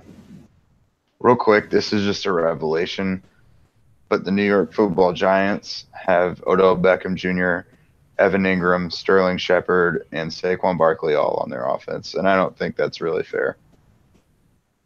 There's only two of those names matter, and the quarterback is on his way out. That is something else. But yeah, Odell Beckham Jr. and Saquon Barkley on the same squad is unfair. Like, if that were NBA Jam, I'd quit. Like, no, we're not doing it. That's not how that works. Yeah. No, I guess if it were NFL Blitz, it's got to be like a relevant crossover. So yeah, if this were NFL Blitz and somebody's like, I've got Eli and Saquon Barkley and Odell Beckham Jr., I'd just be like, next. Yeah, you are not allowed to play with me. Your opponent has left the game. And I would like to take this time during this video to publicly announce how disappointed I am that EA did not put out an NCAA football game again this year. You got get your head out of your ass. Yeah, figure it out. Pay the players. Hashtag pay the players. All right, fellas, it's time for this guy to get back to bed because I'm pretty sure I'm getting up at 5 a.m. All right, gentlemen. Hey, I really appreciate you guys joining. Jared, thank you so much. You're in here for the long haul. It's quite a while. Jake, you slacker, you came in late, but you managed to stick with us. Dude, tomorrow is going to be nuts. I'm so looking forward to it. I have so much research to do, so I don't come off as like the comic relief of trying to say something relevant between those sentences. But Yeah, we had a good time, and as per usual, the first round of the draft does not fail to deliver, and I'm awfully excited. I'll see you guys at Metazo tomorrow. Absolutely. Great. So as we have said all week this week, we are going to be live drafting the second day at Metazo Brewing Company downtown Indianapolis. So you'll be able to check out the information about that on Stampede Blue, also on our Facebook page and Twitter. So we'll keep you posted on that. So rounds 2 and 3, we plan on sticking with you through the whole thing. Hopefully you enjoyed this. It was a first run, first year for this. We do appreciate any feedback you have, and we look forward to talking to you tomorrow. So thanks for sticking with us, Stampede Blue Colts Cast and Stampede Blue. Go Colts, baby. Night, guys. Go Colts.